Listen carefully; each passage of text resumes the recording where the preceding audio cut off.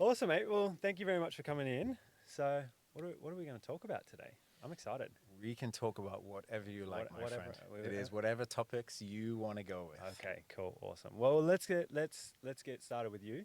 Tell us a little bit about all the. Sorry, I had to apologize in advance for all the fan mail that you're going to get after you on this because the fan base is massive. I have been preempting it, and I'm Yeah, excited for yeah, it. yeah. I'm not gonna lie. But I'm probably pegging you to maybe tip Matt Duncan. Matt Duncan has the most views so far. So I mean, he's a sexy boy, Mac Danton. He You know what is. I mean? And he killed you on that row that time, didn't he? So he did. Yeah, I still have some. don't worry, we'll come to that. Yeah, we'll get to that. So I guess tell us a little bit about who you are and what you do. Yeah. So my name is Mark Roper. I'm a performance coach from Newcastle upon Tyne in the northeast of England. I got qualified as a trainer way back in 2005. Right, So been in the industry now for coming on to 19 years. So did what was called Premier Training International, which was kind of your standard course where you didn't necessarily learn that much. Yeah. Great group of people on the course, but always had a huge passion for fitness. Saw myself either being a PE teacher if I wasn't going to be a sportsman or something along those lines. Didn't really fancy going to university, wanted to travel, see the world, and kind of just heard of this course, fell into it, really liked it. Was very lucky that the first place that I started work at was a place called BFit Body Management with a friend of mine called Michael Pellegrino. So he was old sort of friend of mine, well, good friend of my brother's. So I knew him when I was growing up, 10 years older than me, and he was already doing really good things in my hometown. Mm-hmm. So that was the first place I started work, and it was a really good exposure to obviously to have a mentor straight away. I think that's where most people struggle is they don't have that exposure to a top trainer, somebody that can bounce ideas off and learn off. So I started work there, and I think it was maybe about maybe 12 months after that, we went to what's called the Loughborough FitPro convention, which was a big sort of yearly conference that they had in the UK. And Charles Poliquin was speaking there, and never really heard of him. Maybe heard of him like the odd article on T Nation and stuff like that. T Nation, how good was that? It was so good. That was my sort of breeding ground. T Nation, yeah. It was great, man. I read a lot of Charles's. Charles was a big influence on me as well too, but I never really got to meet him. Yeah, I mean, basically, I remember clear as day that the seminar was all about squatting, right? So you would love that, obviously. Yep. Just so you know, guys, as well, this is the sexiest squatter in Sydney. That's an official title. Oh, you're talking about yourself. No, yourself, mate. Yeah, dorsiflexion king. Yes, infinite dorsiflexion. So, and Charles's seminar was all about squat depth and tempo and stuff like that. And it was like, he was saying it, and it was like, this guy's a genius, you know? And it was just resonated with me and the guy that I worked with, Michael. And that was it, really. From then, we had to learn. We're like a sponge. Like anything that Charles was talking about, we had to get it. And the only two guys that was really putting out content then this was 2006, was Charles and Paul Check. So Charles was very much a sort of strength coach, training athletes, and Paul Check was going down more the holistic kind of rehabby route or whatever like that. So I think at the time you were probably one or the other. Yeah. And I very much gravitated towards Charles. I liked this sort of no bullshit sort of comments and whatever, and just didn't take any prisoners with what he said. And we looked into his courses because he just recently sort of done his PICP courses, which was his level 1, level 2 and stuff like that. And he had announced a level 1, level 2 and his biosignature in Sydney. Yeah. And I backpacked Sydney about 4 or 5 years earlier, and I was like, we've got to go there. Because it was basically 15 days of learning. So it was 5 days of level 1, 5 days of level 2, and 5 days of level of the biosig. Came out, it was in Mossman, and that kind of just changed everything for me in terms of what I wanted to do. I wanted to get into more strength and conditioning. And then we sort of luckily got involved with training a lot of athletes. We trained rugby players and Premiership footballers back in the day. Loved that side of things, but eventually after about 4 or 5 years working there, made the move down to London, realised that Newcastle's a brilliant city, but it's a pretty small city. Wanted to kind of have a bigger exposure of clients and started training more of, I guess you'd call it the corporate executive down in London. That would have been 2010. And just kind of took off from there, really, in terms of that has been my demographic for the past 14 years, is training corporate executives, or I like to call them corporate athletes. And that's been my passion since then, really. Nice. And are you still training? Is that sort of your demographic now that you train? Or? Yeah, so it's still my bread and butter in terms of, as we were talking about off air, I still spend time in London, but I'm based out in Sydney. So COVID kind of changed things for me in terms of a lot of my clients. I trained them in person in London, central London. They're all lawyers predominantly. Great group of people that all knew each other as well, because a lot of them worked at the same firms. And when COVID obviously hit, I remember clear as day. I was in Australia in January of 2020, and I was reading all about this Wuhan stuff, and I was like, this doesn't sound very good, man. Read more about it, and I was like, I think things are going to kick off here. And so I recommended all my clients to get like home gym equipment. Yeah. Most of them did, and then obviously everything closed down. Like it was March the 21st in the UK that everything shut down, and all my clients luckily had equipment. So the whole sort of online training thing was something I hadn't really done before. And my clients then went from being one-to-one in person to one-to-one online. And then a lot of the guys had kind of since retired, so that just continued. So I train these guys online still to the day, 3 or 4 times a week, and it then just obviously changed. I think as it did for so many other PTs, like, well, this has changed now. I'm either going to be an online coach or I'm going to continue down this vein. Yep. So my sort of bread and butter is still training those guys. I'll go back to London intermittently to see them in person, measure them, overview things, recheck things, and run sort of camps that I have with them in Portugal, where I take them out to Portugal, train them twice a day. But my business as well is now I've gravitated into working with Ben Pakulski. Yep. Yeah. Wanted to talk to you. Ben was I used to consume everything that Oh, Ben. really? Yeah, back in the day. Yeah. Great guy, and well, Gavin Ettore, who's his head coach. I'm good friends with Gavin. Gavin had talked about coming into my gym that I was actually managing in London at the time. That gym went bust. Gavin spoke to me. He's like, "Look, we've got a great opportunity for you," particularly because I was in Australia, and obviously that opportunity to be online. And then the opportunity just arose to start working with those guys with Muscle Intelligence, and I'm kind of the sort of fitness conditioning expert within that domain. And it's just brilliant working with a awesome group of guys who are all wanting to better themselves, constantly educating. Ben obviously himself is a legend in the industry. What I really like about Ben is that he's come out of the bodybuilding game, took all the facets of that, training hard, training like an animal, being disciplined, but then also gravitated it in terms of, well, what else do you need to do? You need to have mindset right. You need to have your nutrition right. You need to have lifestyle. You need to have your breath. So he's developing a pretty awesome certification at the moment, which is encompassing all those things, Cool. which I feel is something that is kind of lacking in the industry. Yeah. But so like I say, to get back to your initial question, my business, I guess, is 50% of training my guys, still my corporate executive clients, and 50% working online with Ben and the Muscle Intelligence community. Yeah, cool. That's awesome. Yeah, Ben was because he was part of the more Poliquin side of things, and I did the PRCP 1 and 2 back in 2013 when it was Clean Health in the City. Yeah. And yeah, everything that I could read, because I'm originally, as you know, from sort of Western New South Wales, where Dan and Brad are from, and actually a little bit further west than them. So my hometown, there's about 3,000 people, right? And Dubbo's the big city. That's Dubbo, where Dan and Brad are from. Yeah.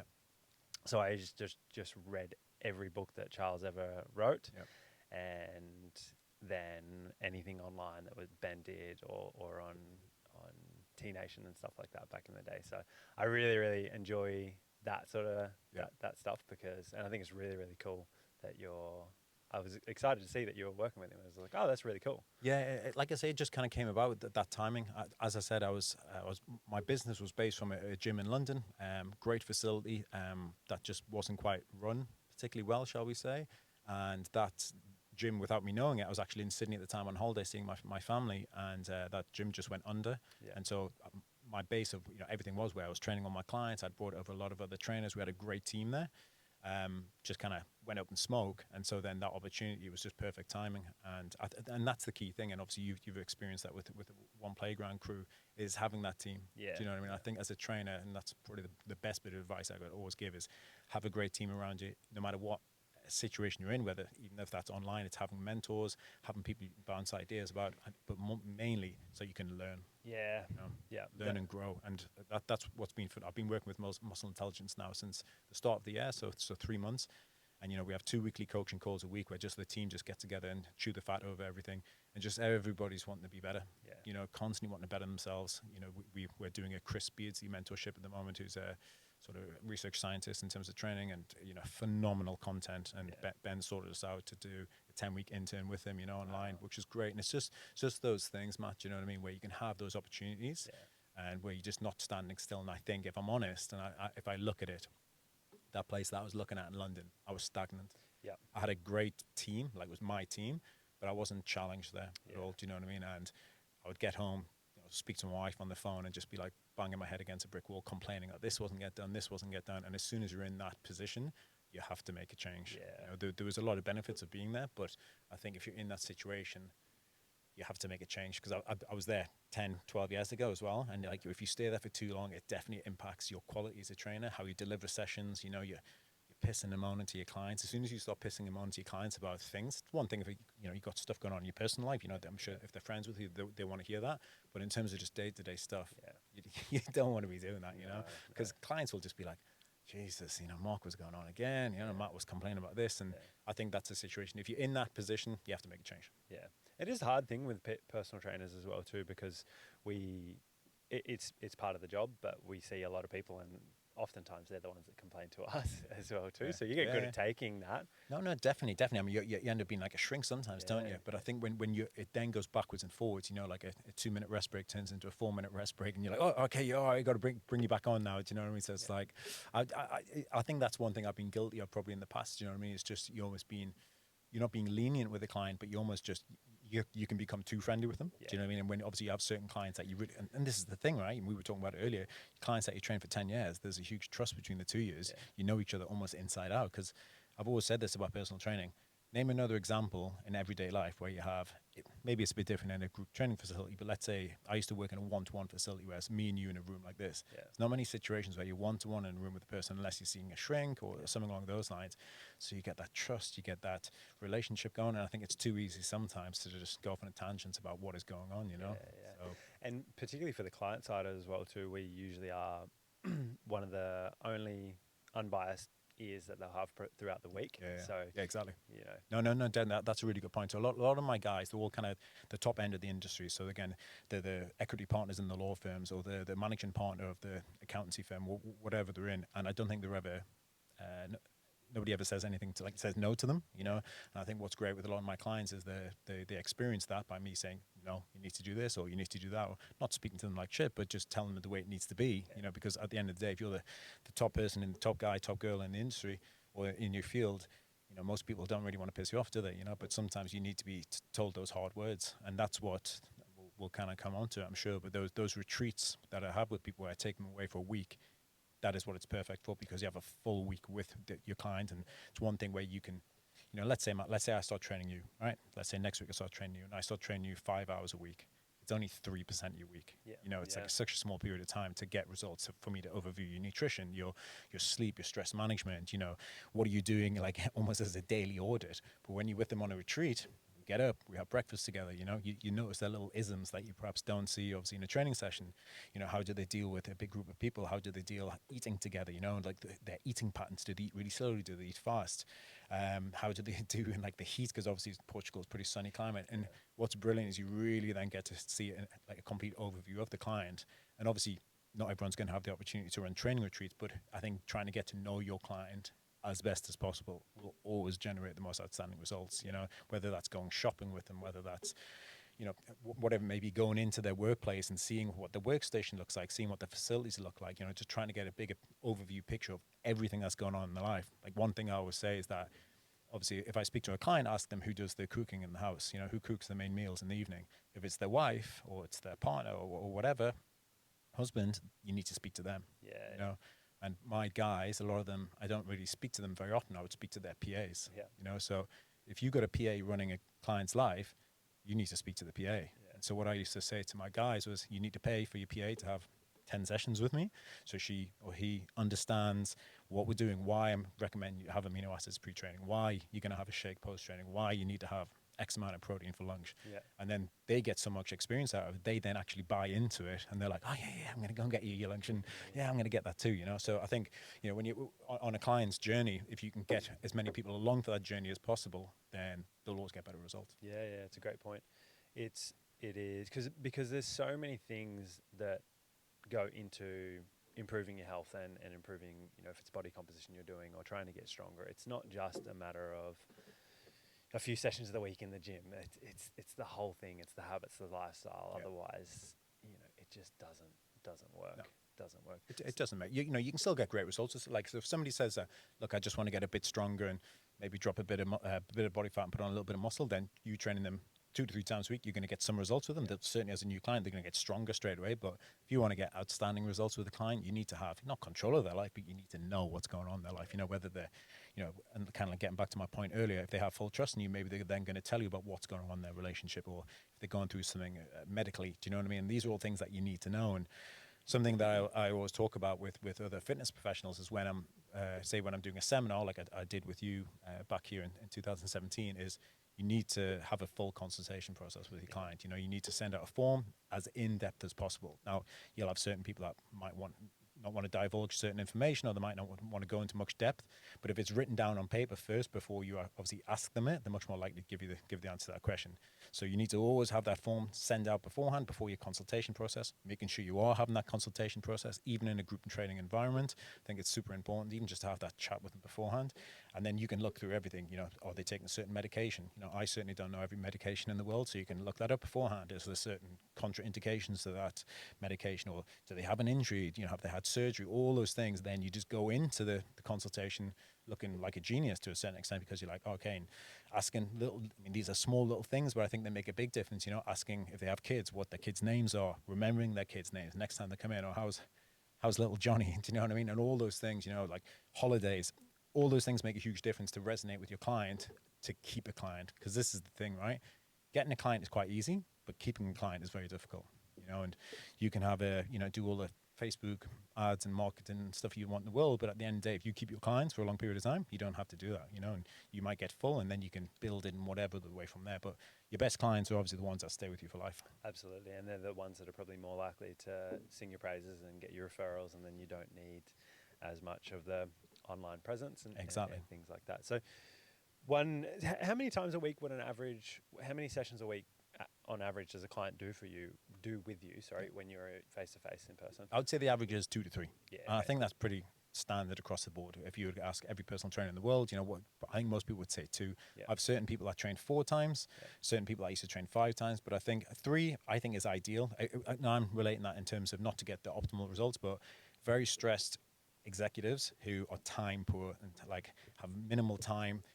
The thing with lawyers is, and particularly equity partners, is the people at the top of the tree. They obviously bring in the most money for their firms.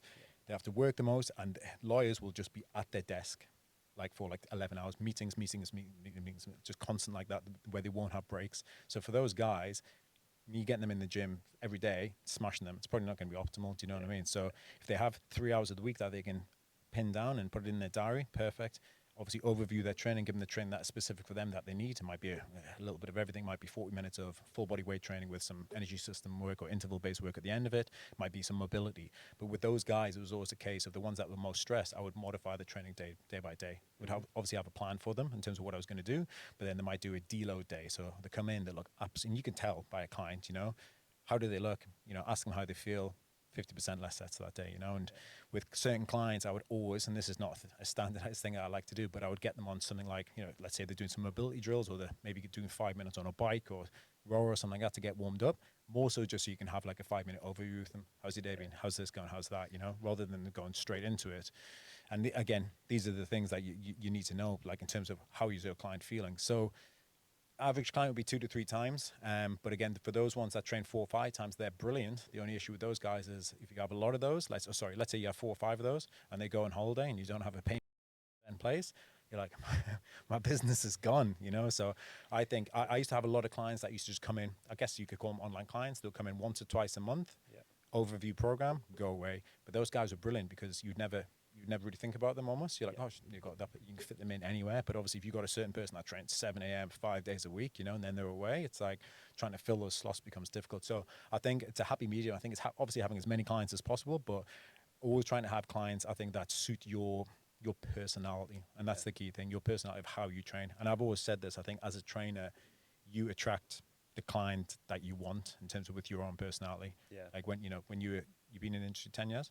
Yeah. So, you know, back in the day, I'm sure you resonate with this, you take on any client, don't you? Because you're busy and you just take them on if it's 6 a.m, you take them on if it's 9 p.m. at night. You know, it's savage getting in the industry. And you work split shifts almost, so that's definitely what I did back in the day. But you take on anybody, even if you kind of had a hunch feeling that you just weren't going to get along with them. But obviously once you get better as a coach and you get more experienced and maybe more maybe have more influence in that sector, you can kind of take on who you want. But I think it's very much then it's like, right, well, this is my demographic, this is my client, this is who I want to take on, and then that referral will just kind of come from that, because it's almost like you're just putting that out there, in terms of like, and this is what happened for me, is that within that law firm, they would all, because they were buying sessions for their PAs, the PAs would then talk to everybody else. And what happened is it became like a community within a one-to-one PT environment, because all the top dogs would start buying sessions for the more junior dogs. Yeah.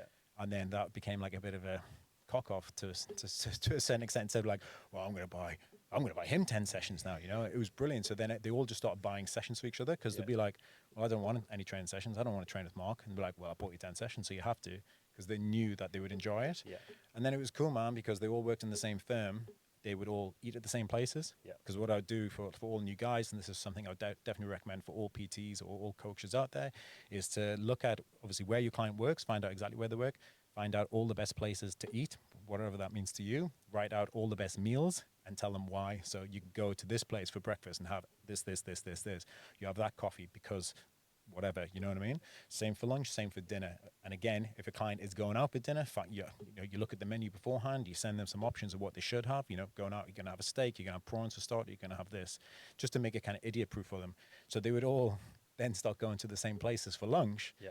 And somebody would be like sitting there and like, why has he got sweet potato? Why is he like carbohydrates? Why am I just having protein, And it just became that sort of banter, which is fundamentally what everybody craves, is that sort of community, isn't it? And I think in a one-to-one PT environment, it's sometimes difficult. So I think if you can generate that, and obviously that is what's difficult to generate online, isn't it? If you're just doing one-to-one stuff, but whether it's having a Facebook community or whatever like that, I think that's a key thing. Yeah, for sure. I guess if anybody's listening and you're not a PT, please appreciate the amount of work that goes into the service, because there is a lot of work that goes into the service. There is for the good trainers like yourself. Then there's a lot of work. There's a lot of prep. There's a lot of admin.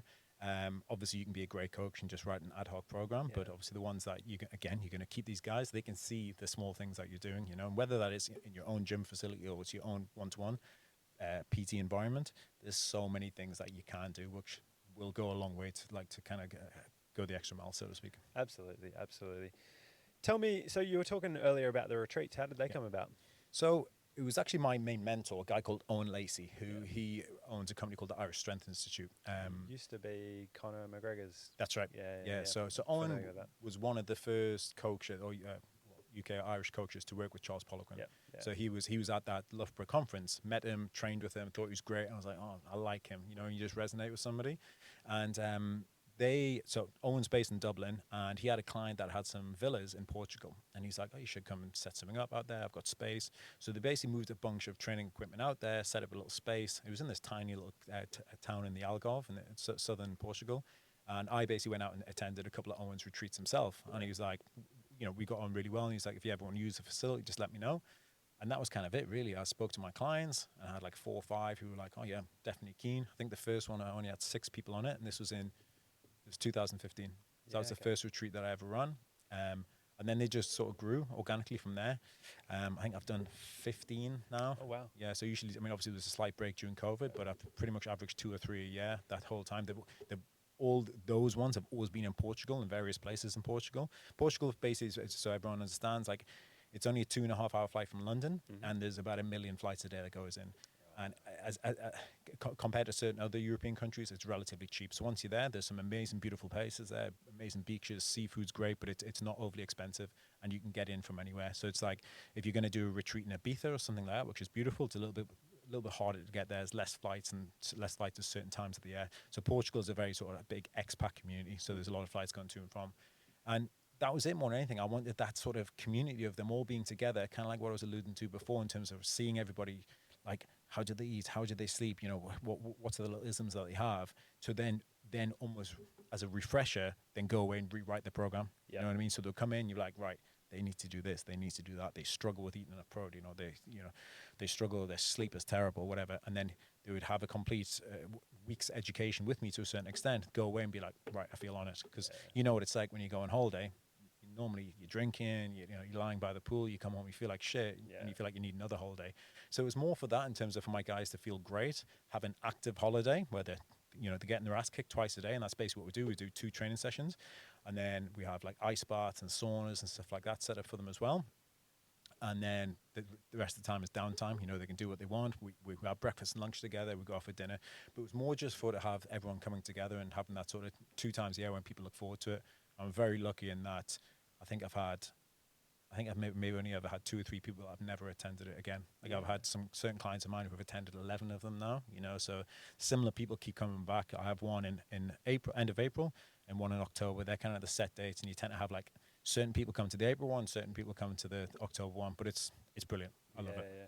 So tell me what's a typical day that, like, how is it set up, and how do you set the 2-a-day trainings up, and what's the focus? So I've kind of changed it over the years. Like, so when I did Owen's first one, there was kind of 2 camps. There was like a hypertrophy camp, and there was more of a fat loss camp. And the fat loss was more weight loss, if you want to call it, so like circuits and whatever like that. And the hypertrophy one, I mean, if anybody's ever trained with Owen Lacey, man knows how to train you. Okay, you train hard. And it was back in the day, there was like, leg day, upper body day, arms day, calf day, etc. I kind of modified it in terms of, for mine, I had a real mixture of people on the course, on the retreat itself. So I'd have certain people that were just purely, they didn't want to put on muscle, they were purely focused on fat loss, and then certain people that were desperate to put on muscle. So I used to kind of split the camps, and there'd be like a hypertrophy camp, which day 1 would be, let's say, quad day. So it'd be heavy back squats in the morning. Okay, so good choice. Yeah, exactly. Might be some like partials in the morning, and then heavy partials, and then full range in the afternoon. But basically, absolutely trashing one body part, and then moving on from it. But in general, it would be neurally demanding in the morning, and then hypertrophy based in the afternoon. And then it would be the same for upper body, maybe vertical push pull, and then be the same for like a smaller body part, maybe for arms, and then you go back to legs, but hit posterior chain and so forth. And that's kind of how they ran initially, and it went well and I liked it. But what's generally happened is I've kind of brought more and more fitness-based stuff into my training with my clients over the years. That, because when I was doing that, I was still very sort of Poliquin-ish in my training methodologies, and I always loved fitness and had a lot of energy system training with my clients, but the demographic just sort of made it go more towards that hypertrophy kind of spectrum of training. So now it is generally still a day of legs, still a day of upper body, a day of absolutely trashing them energy system wise. So the facility that we have, there's a football pitch outside, you got a 60-meter sled track, you got ski ergs, you got rowers, you got air bikes, you got everything. So I tend to do a fitness test day 1 when they get there. That could be various things. I usually do what's called a mass test, which is a 5-minute aerobic maximum speed test on various bits of kit, and then I retest them at the end of the week, intermittent with the days. But obviously, it's all dependent on the clientele and whatever like that. But normally we get up 7 a.m., have breakfast, train at 8:30, and then session 1, recover, ice bath, sauna, train again, have lunch, downtime. Yeah. Sounds ideal, mate. That's right. You have to come one day, my friend. Mate, you're selling it. That's genuinely, when I take time off, I'm like, cool, I've got more time to train, and people think I'm crazy. But no, but dude, I'm the same. I'm the same, 100%. It sounds. I actually took a few weeks. I've taken. You would be familiar with the squat week. Yeah. Wolfgang's one? Yeah. Squat holder. Yeah, squat holder. Yeah, I've done that before. Yeah. That's right up your alley, buddy. Yeah. That was. I took a week and I did it at my hometown in my gym. I used to have a big warehouse gym, and everybody thought I was mad. I was like, it's great. I mean, I do like a squat, but not on your level. But I've kind of gone away from back squatting recently. It's just I used to get just odd niggles and stuff like that. I've had a couple of funky injuries over the past few years, and actually tore my calf 3 weeks ago. 17 centimeter tear in my calf. I started playing football. Well, soccer for you guys. Football. I got chipped by Tom Merriman. I said a soccer ball on his podcast, and he pulled me up. He's like, "Excuse me, mate, can you please call it football?" You say football here, and they're like, footy? I'm like, no.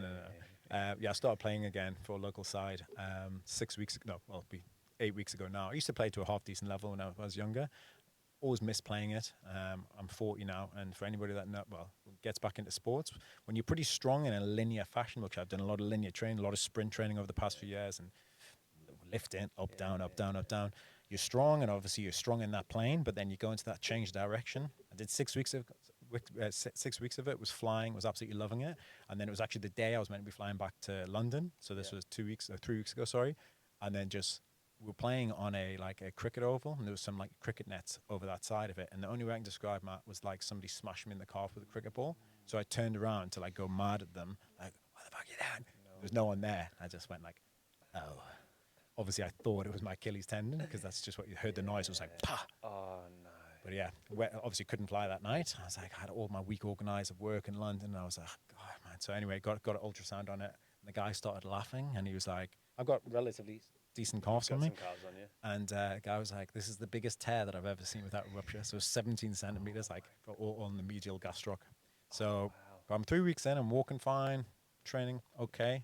But what I was devastated about is that, have you heard of something called High Rocks? Yes, yeah. So High Rocks it's starting to get bigger here. It's a fitness competition, endurance-based competition, which it is basically 8 1 kilometer runs interspersed with 8 stations. So it's like kilometer run, kilometer ski.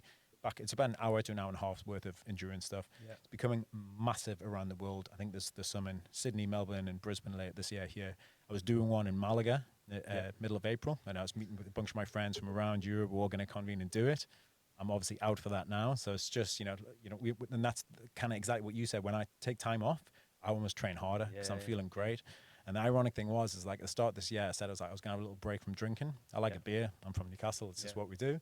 And I was like, do you know what? I'm going to take a little break, feel good. And I was feeling so good that I was just obviously overtraining. Do you know what I mean? Doing too much, doing too many things that your body couldn't adapt to, so to speak. So don't tear your calf, team. No, that's not a good one. I've just recently doing a bit of a cut at the moment, and usually when I start to cut, things that go out the window like calf training because it's not as metabolically demanding, and I'm not short of some calf size, so I'm like, it's going to be fine. But I was actually thinking this week I haven't done any calf training, and I want to get into some running, so maybe it's a good. What kind of running? I just want to be able to just some distance running, some sprinting, and things like that. Yeah. It's something I used to do back in the day a lot. I used to play rugby, and then even when I finished playing rugby and then started getting into PT and then reading a lot of Charles stuff, and he's big on the alactic anaerobic stuff. And so I used to sprint all the time. And then just as I've progressed on, I think for me, running was one of those things that I would do. I never enjoyed so much, but knew that from when I was playing football, I wanted to be the fittest, so I would run a lot. Yeah. But I disliked it. I would get my dad to take me 10 kilometers out the road so I could do a slow run. Yeah. And I knew that I had to get back, and the fastest way to get back was run. So I'll do what's necessary when it's hard, and what's hard when it's necessary. And then I just kind of got out of it. I still do a good amount of conditioning, so I'll do a lot of erg stuff. I've used the ski a lot lately. Yeah, ski's great, man. I love it. It's one of my favorite. I think it's very underrated for 100%. many things that outside just the fitness element. Yeah. I think it's one of the probably the best ones that you could do from a lower back health standpoint. Well, exactly it, mate. And also as well, what's the common denominator with 99% of conditioning tools? What do they train? Lower body, Lower body. But what particularly? like quads. Quads, Yeah, right? yeah. Everything's quads pretty much. You think about even rowing. Rowing's predominantly quad based. Yeah. Cycling's quad based. Then if you're going to do like body weight stuff, like burpees and squat, Yeah, it's all like quad. Prowler's quad. Yeah. So that's a great thing about skiing. Like that's to be fair. When I tore my calf, that was the only bit of cardio equipment I could do. I couldn't obviously come in at triple extension. Yeah. But I used to have a client that was in a wheelchair. Yeah. And it's like, it's what can you do with them? And then the sort of skier came out, and I was like, we had one. And I was like, oh man, this is like. And he found it unbelievable, Great bit of kit. And like you say, it kind of teaches almost like a hip hinge to a certain extent if you do it well. No, a phenomenal bit of kit, really underrated. And yeah, they have a kilometer ski in High Rock, so you'll have to sign up to it. But I do like it. We have an in-house. One of my clients is doing it. One of the new trainers at One Playground. He's doing the one here in when did you say April? July. Yeah. It's been a thing for a while in the UK. The fitness competitions are starting to get a little bit bigger here now, which is quite cool. Yeah, the High Rocks and Turf Games. Turf Games, yeah, because my friend Andy, he set up Turf Games. So it was the first Turf Games was at my friend, a lad called Ben Gotten. He owns a gym called The Foundry, great like strongman-based gym in London. Dan used to work That's there. right, yeah, that's right, he did, yeah. The first Turf Games was at the Foundry, and I think there was 20 people there. Yeah. I did a couple of them like early on, really enjoyed them, but I think they did it with the Gold Coast and stuff like that. It's starting to get really big. And I just think the reason why like Turf Games is great, but it's also gone a little bit of like there's a lot of there's more Olympic lifts and stuff like that in there now, which is great. Yeah. But what used to be really good about turf was that anybody could get into it in terms of there wasn't anything particularly technical. Yeah. And now I think there was I think in the last event there was a 1 rep max thruster. It's like just things like that. Well, the reason why High Rocks has got stratospherically big very quickly is it's not really technical at all. Yeah. There's certain things that I think are terrible. There's a burpee broad jump for 80 meters, and I'm like, a burpee broad jump. I'm just like, come on. like they could put a bike in instead, because it's basically like 1 kilometer on the ski and 1 kilometer on the rower. That's two of the stations. Yeah. You cannot cheat that. Yeah. Do you know what I mean? Yeah. Well, it's so open to interpretation. Like, True. do you know what I mean? Like a Yeah. baby, and like you see, there's so many judges end up having like arguments with the attendees because they're just getting pissed off. Yeah. But so the reason why it's got so popular is because it's simple. There's nothing Yes. really technical with it. There's sort of different abilities in there. There's the open, which anybody can do. Then there's the pro, which is basically heavier and stuff like that. Yeah. But it's I'd really recommend anybody to do it, and particularly for clients. If you have clients that want a training goal, like there's things like obviously Spartan and stuff like that, but it's just a great thing. The camaraderie is great there. The atmosphere is great. Like there was one announced in Glasgow in Scotland recently, and it sold out within 3 minutes. You know, and it's like something like 8,000 attendees over the course of the weekend. So That's so cool. High Rocks will be the thing for the next 2 years, Yeah. and then obviously there'll be something else. Yeah. You know, but. I think it's great. I think anything where there's competition-based stuff like that, and this is what a lot of my clients used to do. They used to be competitive athletes, Yeah. and I think being able to come into something like that is great, dude. You know, like a little bit like why I was starting to play football again. You know, it's that competition. But again, I think I'm gonna have to stick to more simple stuff. Straight up and down. I'm gonna get back into sprinting, dude, but we'll have to do a sprint session. Yeah. But, you ever checked out Roger Fabry? He's a sprint coach in Sydney, brilliant guy. Really knowledgeable. With, yeah. I used to go and do some work with him, and for any of the listeners out there, look him up. It's got the Roger Fabry Speed Academy, I think it's called. Just great guy, great content. Used to do stuff over at Centennial Park.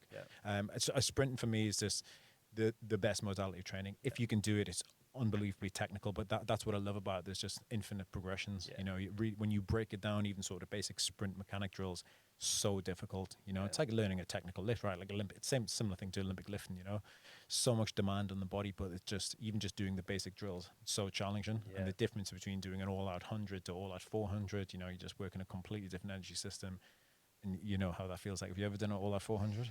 Yes, a few times. I'm not very good at it. Yeah. I like the short sharp stuff. Yeah, of course you do.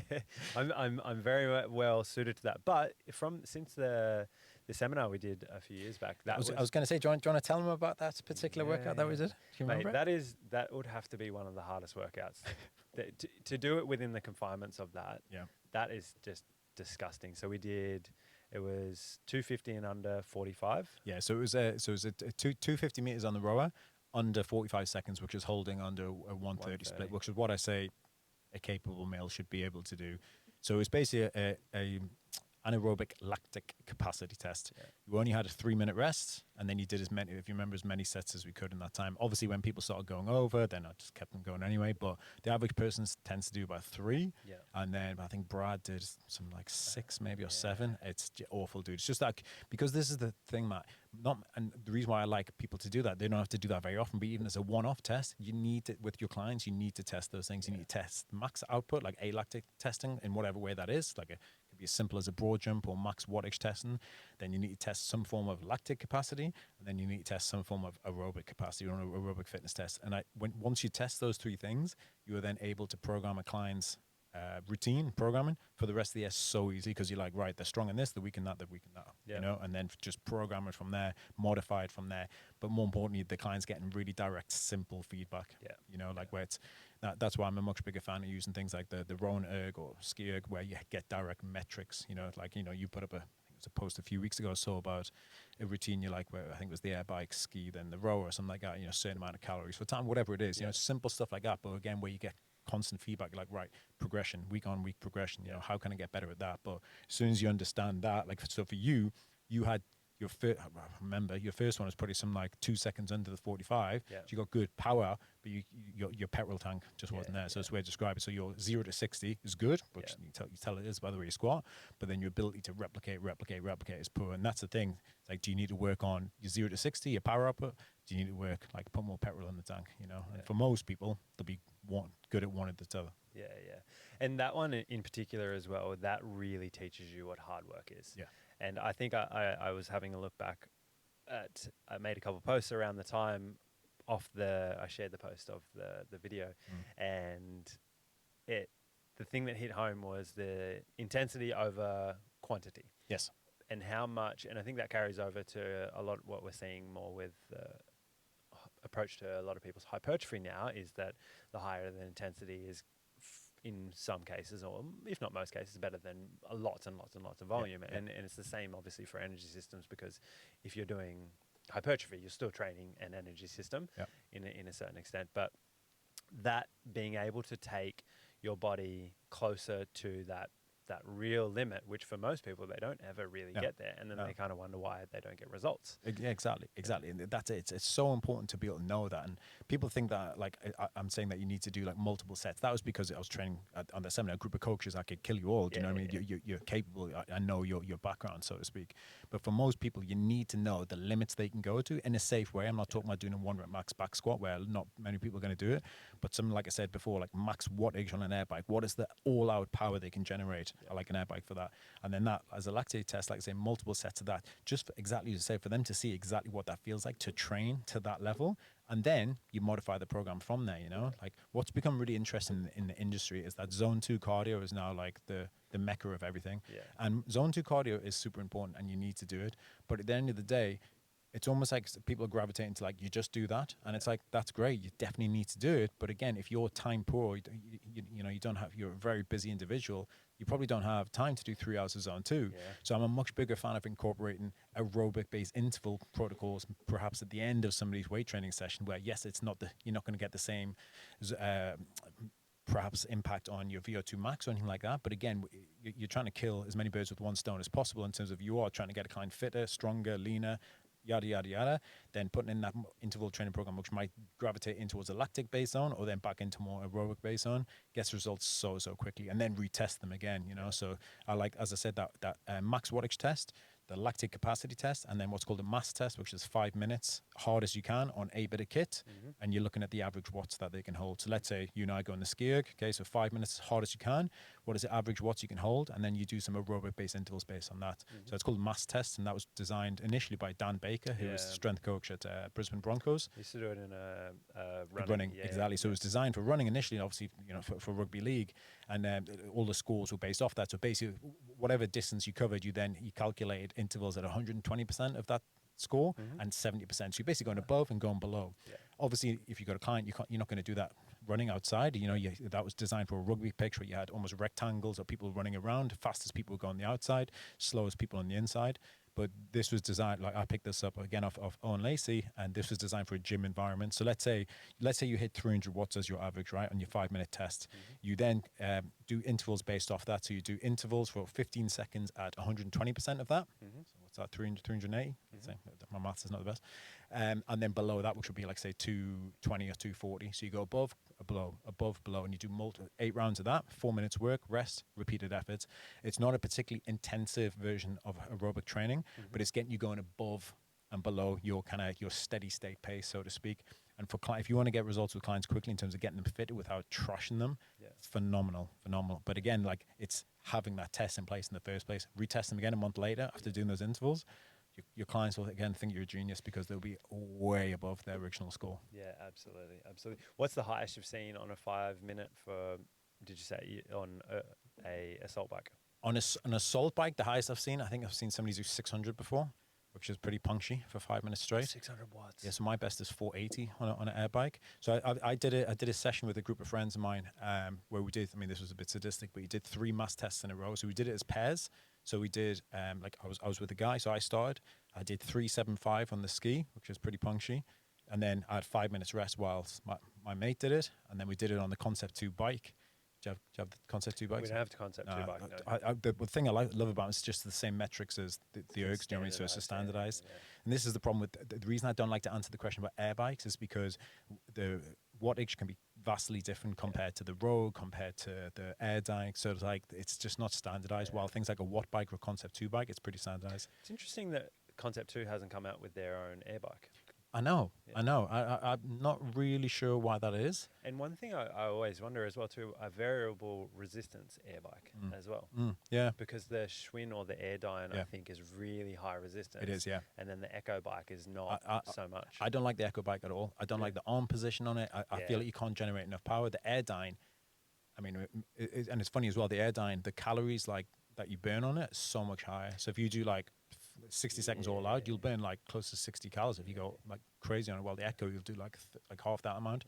So again, that's a difficult question to answer, but it's because it'll just vary so much. The Airdyne Schwinn one, I really like. Just think it's got a better feel for it and it's comfortable. So if you want to do your zone 2 stuff, it's much better to do it on that as well, just because it's a much more upright position than you are in on a standard. You know, Yeah. obviously if you're on a watt bike or something like that, you need to do, and you're doing aerodynamic based position. That's fine if you're outside because you need that, but obviously inside there's just not the need. So yeah, anything. So scores for the mass test, like I say, if you're let's say not say it's on the airbag, let's say it's the rower or the Yeah. ski. For a male, 250 would be a nice solid average to do. Mm-hmm. 300 is very good. 350 is excellent. 400 is like world class. Yeah. Okay, but again, you just what I really like about the 5 minute test is that everybody can do 5 minutes. You know, if you do a VO2 max test, for most people, you know, you're going from 8 to 12 minutes, and people just feel like they're going to die at the end of it. You know, a lot of people don't have the mechanics to keep, the technique to keep going for that length of time. Like on the Concept 2 website, they have a 2K test for the rower. Now, nobody likes doing a 2K test, and for the average person, it's going to be like probably 8 to 8.5 minutes, you know, but 5 minutes on a more simple bit of kit just gives you really good feedback, because what it does, it teaches you a lot about the client's personality. So you'll see certain people will go off like the clappers the first 60 seconds, like, yeah, I'm the Mac Daddy, and then it'll just die. Or some people will start slow and then try to bring it back, and some people will just stop, you know. So it's a simple test that gives you a lot of feedback, which is what it's all about, right? Yeah, true. And then you can then compare those metrics as you go. Exactly. We do 2 point before, where we're talking about the fitness competitions and the environment for your retreats, where you've got that camaraderie and stuff like that. We've, in the last couple of years, had a inter-house competition between all the gyms for fitness playground, which was quite cool. And we had, I think the first year, they do a team event, so it's 5 minutes on either the row, the ski, or the bike. Yeah. And the first year we did it was on the Schwinn bike with the really high resistance, and it was just horrible. But now they still do that, but then we have a 2K ski and a 2K row. Yeah. Though, and a 10 minute echo bike. But those longer endurance, it's not endurance, but those longer aerobic intervals really teach you a lot about yourself. Definitely, mate. Definitely. And like I say, you know, you should be able to do it. And I've always said this as a trainer. I think you should have the ability. You should be trained in all three. You don't have to be. You don't have to be an expert in all three of them. But if you're going to take your client through these things, you have to have done them yourself. You know, you need. And the interesting thing is, when I do seminars for like the seminar that we did together, it was an energy system seminar. So you understand energy systems for the listeners, is everything's energy systems. Me and Matt now, we're working our aerobic like energy system in a very simple way, but I'm kind of relating more so in terms of maybe in a cardiovascular vein. So most people, again, like we said earlier, haven't got that idea of what all out is. So the max wattage test that I do in the air bike is basically 10 seconds max effort, trying to reach your max wattage that you can, and then a long recovery, like at least a 1 to 12 work to rest, so like 2, 3, 4, 5 minutes, depending on what the person needs, and then go again. And you basically should 3, 4 sets, you should be getting towards your max, but you're basically doing 20 to 40 seconds of all out work with a really long recovery, and people die. I've seen like trainers die doing 2 sets of all out work, and I'm like, you get your clients doing like, you know, you trash them as finishers for 5 minutes on the bike and stuff like that, or pushing a sled. I'm like, you can't even do 2 sets of 10 seconds work, man, you know? And it's like, again, you don't need to be, I'm not saying everyone needs to be able to run a marathon, but if you're going to train your client in these domains, you have to have done it, you have to experience it. And if you haven't, put yourself through these tests, you know? And like, that was probably what was good about for you then. It was like, holy shit, this is something that I've never done before. I know how that feels. You know, you don't need to do that with the client every time, but your client should have the capability where if you're going to say, right, we're going to do it, let's do it. Yeah. And it's also that North Star, so leading from, as a trainer, that we don't need to be perfect. And I think sometimes some clients can think we're probably in better, that what we do is, I think sometimes clients can think that it's easy for us. Yeah. But knowing what that feels like of training at those intensities as well too, and it's hard to replicate by yourself. After that seminar, I did that lactate protocol for a good bit, and I started doing it on the assault bike. It was horrible. I gave well, do you remember Claude, my wife, her and Jess did it on the air bike, the equivalent, and like Claude was actually pregnant then. We didn't know, and she was dying during it. She got home, she was like, I feel like shit, and then literally a week later, like, sorry about that. I mean, anything, any bit of modality can be, like, for certain people can be obviously way more challenging. For whatever reason, I quite enjoy an air bike. I find it relatively comfortable. Don't get me wrong, it's awful, but like certain bits of kit I don't enjoy. You know, and I think obviously you'll get that with certain clients where they don't feel comfortable on certain things. You get that with, like, have you used a watt bike before? No, I've never. That's So watt bikes, I mean, they're a great bit of kit, but again, they're more related to like road cycling. So like if you a lot of cyclists that their dry land training will be done on a watt bike, the metrics and stuff like that are more relatable with road, like, and you can kind of set them so it's on like doing hill climbs and everything like that. But they're just so uncomfortable, Yeah. and particularly, well, for guys, but even more so for a female. And just the setup for them is that sort of like aerodynamic position. Yeah. So while that is a beauty with the concept too, if you haven't got one, definitely try one. By far the most comfortable bit of kit. Like I did like this charity thing with, do you know the Jim Revel? Yes, yeah. Yeah, They it's- used to be just down the road here. Yeah, didn't there's one in Neutral Bay where I used to train at, and there was a group of lads doing this charity thing for like suicide prevention. I forget what the charity's called here, and it was basically they were all doing a 3 marathon. So they're doing a marathon on the ski, marathon, double marathon on the bike, and then running a marathon. I had an arm injury at the time, so I did a quadruple marathon on the bike. So it was 180k or whatever like that. So 6 hours on the bike. And I then had to run a marathon. And I said to the guys, I was like, can we do the marathon first? Because it's Australia, it's hot. And Yeah. like in the morning, they're like, nah, because we want to all run together. And I just landed, it was the middle of like the UK winter, and I'd landed here and I'm running around Centennial Park. Sweltering Like hot. we did, like, because we ran from Neutral Bay to Centennial Park, which was about 12k. And then we did 6 laps of Centennial Park, which was like, I don't know, 5k or something like that. And then had to run back. Dude, I was dying. It's just like the hottest thing ever. I had to walk the rest of the way home. But anyway, like I say, the Concept 2 bike is a great bit of kit in terms of, like I say, if you've got a client that wants a bit of kit at home, I would go Ski Erg or the Concept 2 bike, just because usability. Yeah, yeah, for sure. The ski's great. One of my clients did a ultra marathon around Centennial Park in lockdown because by himself. Yeah. Because he went to go to. I've mentioned a few times. I'm going to get him on here as a guest because he's a very interesting guy. He went to. It was meant to be in New Zealand, and then everything just shut down, and then New Zealand were definitely not letting anybody in. So he'd trained for 6 months for it, and he was like, I'm going to do it. So he ran it by himself around Centennial Park. Hey, like honestly, like, you can run around doing laps of a track, right, 400s, whatever like that, and I only had to do 6 laps or whatever like that. By lap 3, I was like, fuck this shit, I'm done, man. It's just like suicidal. It was just awful, man. I don't like running around things repeatedly like that. It's difficult. But to do an ultra marathon around there, fair play. But that's just a good example, man. Like, it is amazing what people can do. Yeah. Like absolutely amazing. Like, there's a comedian called Eddie Izzard, who's a famous comedian in the UK, and he did no training, and this was for a charity. This maybe like 10 years ago, and he ran around the UK.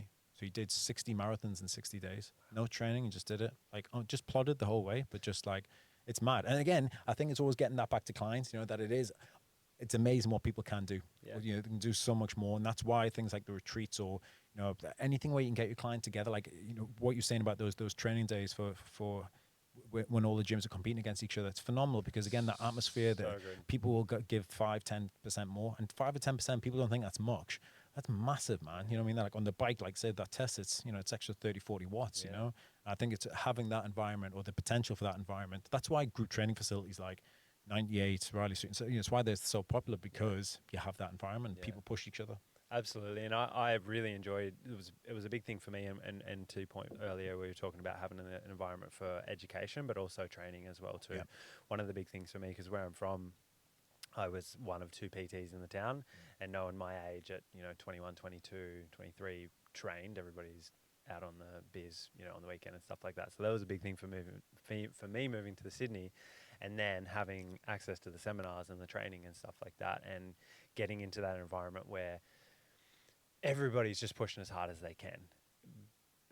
It doesn't matter at the end of the day, but also you're going to do something, you might as well have a crack. And Yeah, mate, definitely. it's so cool to see just a room full of, sometimes members walk up there when we're having the event, and they're just like, what's going on here? Yeah. But it's a cool environment where it doesn't really matter that someone might not be the peak performance of the room. There's always going to be someone that's better and someone that's at the end. Yeah. Having a go, like you say, though. Yeah, I'm never at the top really, but I'm always in there having a crack, and it makes a big difference. And it carries over to everything else you do from a training standpoint. I think that's where we'll get onto some practical advice for, I guess, programming on the energy systems and the cardiovascular stuff in a second, because that, like you said, everything is energy systems, and I think people don't understand that your aerobic system's working all the time. If it wasn't, you would die, which is why it's important to train it. Exactly. Give it a little bit of, give it some, Give it some love. Yeah, absolutely, because it doesn't really matter how big your biceps are. Well, it does matter how big your biceps are, but that's secondary to your cardiovascular. Have a big VO2 max and big biceps. Yeah. That's the ideal one. Absolutely, and you can do both, which is a You cool can. thing. In the, like you said, the zone 2 is the thing now, which a lot of people focusing on, which is a good thing. But obviously, it takes a long period of time to do that. So, from a time perspective, it's good to do the intervals and conditioning. What are some practical advice? Let's say we did an aerobic speed test, and once you've got that information and a couple of other tests, what would a 12-week block map that you would map out look like? Like in regards to, let's say if I'm training like Joe Blogs who trains 2 to 3 times a week. Yeah. So what I do with those is I'll do that 5-minute test on whatever bit of kit is available, or whatever bit of kit they want to use. And then first and foremost, for probably the first 2 weeks after that, so let's say that they get that 5-minute test and they can do 200 watts. I would do those intervals based off that, the 120, 70% for about 2 weeks. So that looks like 4 minutes of work. So you do 15 seconds at 120% of your score, and 15 seconds at 70% of your score. Okay, so let's say it's 380 watts, it's 220 watts, 380 watts. It gets a client used to changing speeds and intervals, which a lot of them struggle with. And then they do 4 minutes worth of that, and then they do 2 to 4 minutes of active recovery, get off the bike, whatever they're on, and then go again. So that's 8 minutes of actual work. I love that as an introduction to interval-based training. Yeah. Then what I would move on to is to like descending work to rest ratios. So let's say, Matt, I'm training you and you're doing 3 full body weight sessions, okay, that works at 45 minutes. They can be whatever they want to be. And then I'm going to do some set intervals at the end of that. So let's say on the 3 workouts in the week, what I'm going to do is workout 1 is going to look something like, so everyone understands what work to rest ratio means. That is the time that you're working to the time that you're resting. So if you're doing 20 seconds work and taking 60 seconds rest, that would be classified as a 1 to 3 work to rest. So if I want to get somebody fitter, but in an aerobic way, you want your intervals to be around 1 to 1 to a 1 to 3 work to rest. If you're going longer than that, you're going to be working more into a lactate training zone, more anaerobic training zone. Do you see what I mean? And if you're taking a real long period of time, then it's more into an alactic zone, depending on obviously the time. But let's say I'm going to do rowing work with you in the rowing machine. Week 1, you're going to do 20 seconds work, 60 seconds rest. Okay? And you're going to do, say, 6 to 8 sets of that, right? So it's about 6 to 8 or 6 to 10 minutes worth of work. Week 2, I'm going to do 25 seconds, 75 seconds rest. Week 3, 30 seconds work, 90 seconds rest. So you're basically working up in the time that you're working, but sticking to a 1 to 3 work to rest, okay? And then, so that's the first little phase, 3 weeks. And then week 4, I'm going to go back to 20 seconds, but I'm going to give you only 60 seconds rest. So it's now a 1 to 2 work to rest, yeah? And then the same thing, 25, 50, and then 30, 60. And then come back and do 1 to 1. So it's going to be 20 seconds work, 20 seconds rest, 25 rest, 30, 30.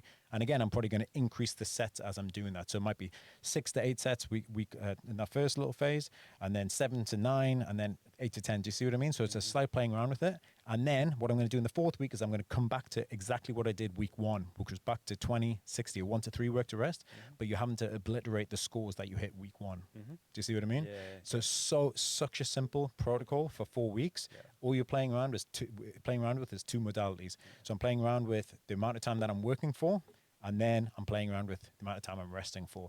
And you write that down, and it's like, I used to do this in seminars quite a lot, just an example of what it could look like. And people look like I'm like writing like Arabic or something like that. They're like, I don't understand. But then when you break it down, it's like, it's the equivalent of doing, right, we've got 8 reps with 90 seconds rest on a bench press. And then we're going to do 10 reps with 60 seconds rest. Do you know what I mean? But it's obviously people get so confused. And this is the one thing that I really find in the industry, that it's maybe getting better now. People will be really specific with their program design for hand position or tempo and pauses and, quarters at the bottom. And then they get to the interval energy system work at the end. Box squats, push-up parallel, generally with no metrics to formulate it. And, there's nothing wrong with using the box jumps or parallel or medicine ball throws, but you have to know what the output is, So something along those lines. Then I would probably get them doing, so that would be, say, 8 weeks covered. Then I would get them to do, the last 4 weeks would be like longer distance interval work. So it might go something along the lines of 60 seconds work, 60 seconds recovery. But obviously they're going to be pushing it at so much higher wattage than what they could in the first place. So I like that sort of shortened interval work in terms of time of work to time to rest, just to keep them engaged as well, because a lot of times I think people find aerobic-based training boring to a certain extent. And this is why, and again, I've got nothing against zone 2 training. I think it's great. But again, you ask a client to go and do 60 minutes of zone 2 steady state at like sticking at 125 heart rate, are they going to do they might do it, but again, I want to try and get the biggest bang for your buck feedback that I can. And I find that works really well because I've got the strength training. You're going to get all the improvements on that in terms of strength and muscle mass and postural and et cetera, and then some particular base aerobic work. And again, but they're getting feedback the whole way through it. Yeah. So playing around with it like that, and then what I might do after that, so they've done a 12-week block of getting aerobically fitter, then, only then, if they've got that aerobic base, would I then bring in like the lactate-based stuff that we did, which is maybe 20 to 40 seconds of all-out work with longer rest, like a sort of, again, you would stick to at least a 1 to 4 to maybe a 1 to 8 work to rest. So like what we did that time was 45 seconds of work, give or take, and then you had a 3-minute recovery period. Now, again, the issue with that type of training is that there's a much bigger recovery element to it. Mm-hmm. It's type of training that makes you feel sick because you're getting a lot of lactic acid production, as it sounds. But again, so if you get somebody doing that straight away when they're not used to it, they're just not ready. So you have to get the base and then get them more fit in a lactic-based training and then perhaps bringing in more alactic stuff. But I like my clients to float between the three, depending on what their goals are. But also for the same as just in the same way that you should do that with weight training, right? You know, you might have an intensification phase, which is 5 by 5. And then you're going to have a accumulation phase, which is 6 sets of 6 to 8. Do you know what I mean? And then come back to 7 sets of 3. So you're just kind of waving up and down in terms of those. And that's what I do with the majority of my sort of corporate execs, is waving it in terms of volume and intensity. And that's something that I didn't mention. That's something that you should definitely track with your interval-based training, is looking at your total work time and the total session time of each session. So what I was talking about before with that max wattage testing, it's 10 seconds of work, as many efforts you can do. So that might only be 20 to 60 seconds of work time. But because you're having a very long rest to let you recover, the session time might take 20 minutes. And having those written down, like that my interval programmed like template is like that, I can wave what the volume and intensity, basically, you know. But I think that's something that people just don't do. They'll look at the volume and intensity of the weight training, but not necessarily of their aerobic based work. And there's obviously other ways that you can check that in terms of recovery and stuff like that. Like I'm wearing one now, or, you know, with things like Whoop bands, obviously all, you know, Apple watches and everything like that. They have all different metrics on there. They're kind of the new thing. And they're a great tool to see if a client is overtraining. And because I guess this is probably where we're going to go into next. You know, if a client is overtraining, you need to be looking at the resting heart rate. You need to be looking at the heart rate variability. Heart rate variability is basically the way that your body adapts to stress. It could be your core temperature. It could be your body's oxygen levels. There's so many different things that people can check. But more often than not, just obviously the way the client's feeling is going to be the best indicator of that. Yeah, absolutely. Before we move on to that, because I think it's a really, really good chat about the stress and things like that, because I don't, as you would obviously experience working with the clients you do, and I think the larger community as a whole, they don't understand what stress is and its effect on everything. No. But hopefully with their wearables, it's getting a bit better. And I think before we move on to that, the point of having a sensible plan like that is it allows you, before you get to the lactic training and the really, really, really high effort stuff, is it's obviously a really, really good way to build that aerobic base. And everything is aerobic. You know, I've seen many clients that struggle between their sets of squats and deadlifts and things like that. And if you have a shit aerobic system, for lack of a better description, you're not going to be as strong as possible. No, because you're not going to be able to replicate what you're trying to do. You might be strong in a singular lift, like, you know, most power lifters don't have very good, you know, work capacity. I competed in a powerlifting comp recently, very, very poorly. About it, my most proudest accomplishment, I had the heaviest, deepest, beltless, sleeveless back squat of the day, which was not that. It was about 100 kilos less than the heaviest squat. But the guy who had the heaviest squat, he was smoking cigarettes in the car park in between. Brilliant. I mean, dude, I went to Westside Barbell a long time ago, and I was there for like half a day, and I've never been so intimidated by the women in all my life. Like, I was shaving their backs for them. Like, you walk in, and there's like Cannibal Corpse and Slayer playing like, and like, I love that type of shit anyway, but it's just like relentless. And it was like, it was something like 9 a.m. And Louis Simmons was like, sort of like, okay, do a squat for me. I did a squat. He's like, okay, you're training over there with the girls. And I was like, and they're all like, hi, Mark, the girls. And I was like, oh, God. Man, I was like, and I remember asking them some questions about, like, because everything was like a sumo stance, you know, with there. And I was like, oh, can I ask a question? Why you do that? Like, why do you never do like a closer stance, you know, just in terms, because he was talking about for athletic development. I was like, yeah, but like, you don't ever have that stance in athletic development, do you? And he was like, telling me to shut the fuck up. And I was just like, This is good. But Yeah, yeah, I will shut the fuck up. I two points on that. I have a story when I did my PRCP in at Clean Health, and Charles wasn't presenting, but I think he was in town for the BioSig, Yep. and I think the presenters were. Derek. No, I never got to. I really like Derek's stuff, but Andre Benoit, Oh yeah, Andre's great. yeah, really He's a good good, friend of mine. and Mary and Pierre, good Yeah, at. yeah, yeah. Did she pass Yeah, recently? she did, man. Yeah, What? she had she didn't have MS. She had oh, I can't remember what she had, but she was not well. I never met her, I didn't know her, but she was. Yeah, she really went downhill quite Oh, quickly nice. in a couple of years. Like really sad, man. Yeah, Really sad. she was one of the strongest people I've ever met. I shook her hand, and I was like, oh fuck me, Yeah. he only broke it. I know. Yeah, really sad. But yeah, Andre's a legend. Great Yeah, guy. yeah, really good. And Charles, we were doing the 1 rep max test on bench, and I've had so many shoulder injuries in my life that at this point I was not bench pressing, so my bench press was dismal. And it was the only time that Charles walked past in this seminar, and the comment was, why are you warming up last?" And then just walked. My favorite Charles put down was a guy walked into the gym and he's like, "Hey, why are you riding an ostrich?" These guys had little baguette legs. It was fucking brilliant. Mate, his arms are some of them They were impressive. ridiculous. I know. And I think his second best put down, which I still use to the day, he was on a biosec course and this guy took his shirt off for Charles to measure him, and he went, "You have the body of a melted candle." Well, I was fucking cracking up for like an hour afterwards. Ridiculous. No, he did. Like Charles had some arms on him. Yeah, I had fortunate enough. Do you know Luke Lehman? I know him. I don't know him well. Right. Okay. Because he worked for Pelican Group That's right, yeah. for a bit, and I did a couple of his courses. I think it was after Charles left, and we had a business seminar, not last year, the year before. With, are you familiar with Matt Peacock? Matt Optimize on Instagram. No, Scottish I'm not. lad. No. Good, really good guy. He runs a mentorship group called the Optimized Coach, and it's a business sort of mentorship. Anyway, Luke's his best mate, and Luke come in, and he's of that, very sarcastic and firing shots at everybody all day. Some good ones. And you're in a seminar and somebody says that to you, you're never going to live that down. Yeah, Really. some of the boys. I won't get into that the story that I was going to say, but some of the boys were not sure about what he was saying to them. But what I was saying, we were talking about the cardiovascular system and its effect on everything. And if your cardio's shot, you're not going to be lifting at your max No, effort. you're not going to be anywhere near your potential. And this is the thing. And it's not saying that, but people have this crazy idea that you need to be able to run a marathon to have an optimal cardiovascular system. You don't, but your cardiovascular system, as it sounds, it's a system, right? It's like a road network. You have your capillaries, you have your arteries. So when you're getting more proficient at your cardiovascular system, you're more proficient at burning fat. This is what you got to remember, okay? So you're burning fat and oxygen. That's the two main fuels that you're using when training the oxygen system. Sorry, the aerobic-based system.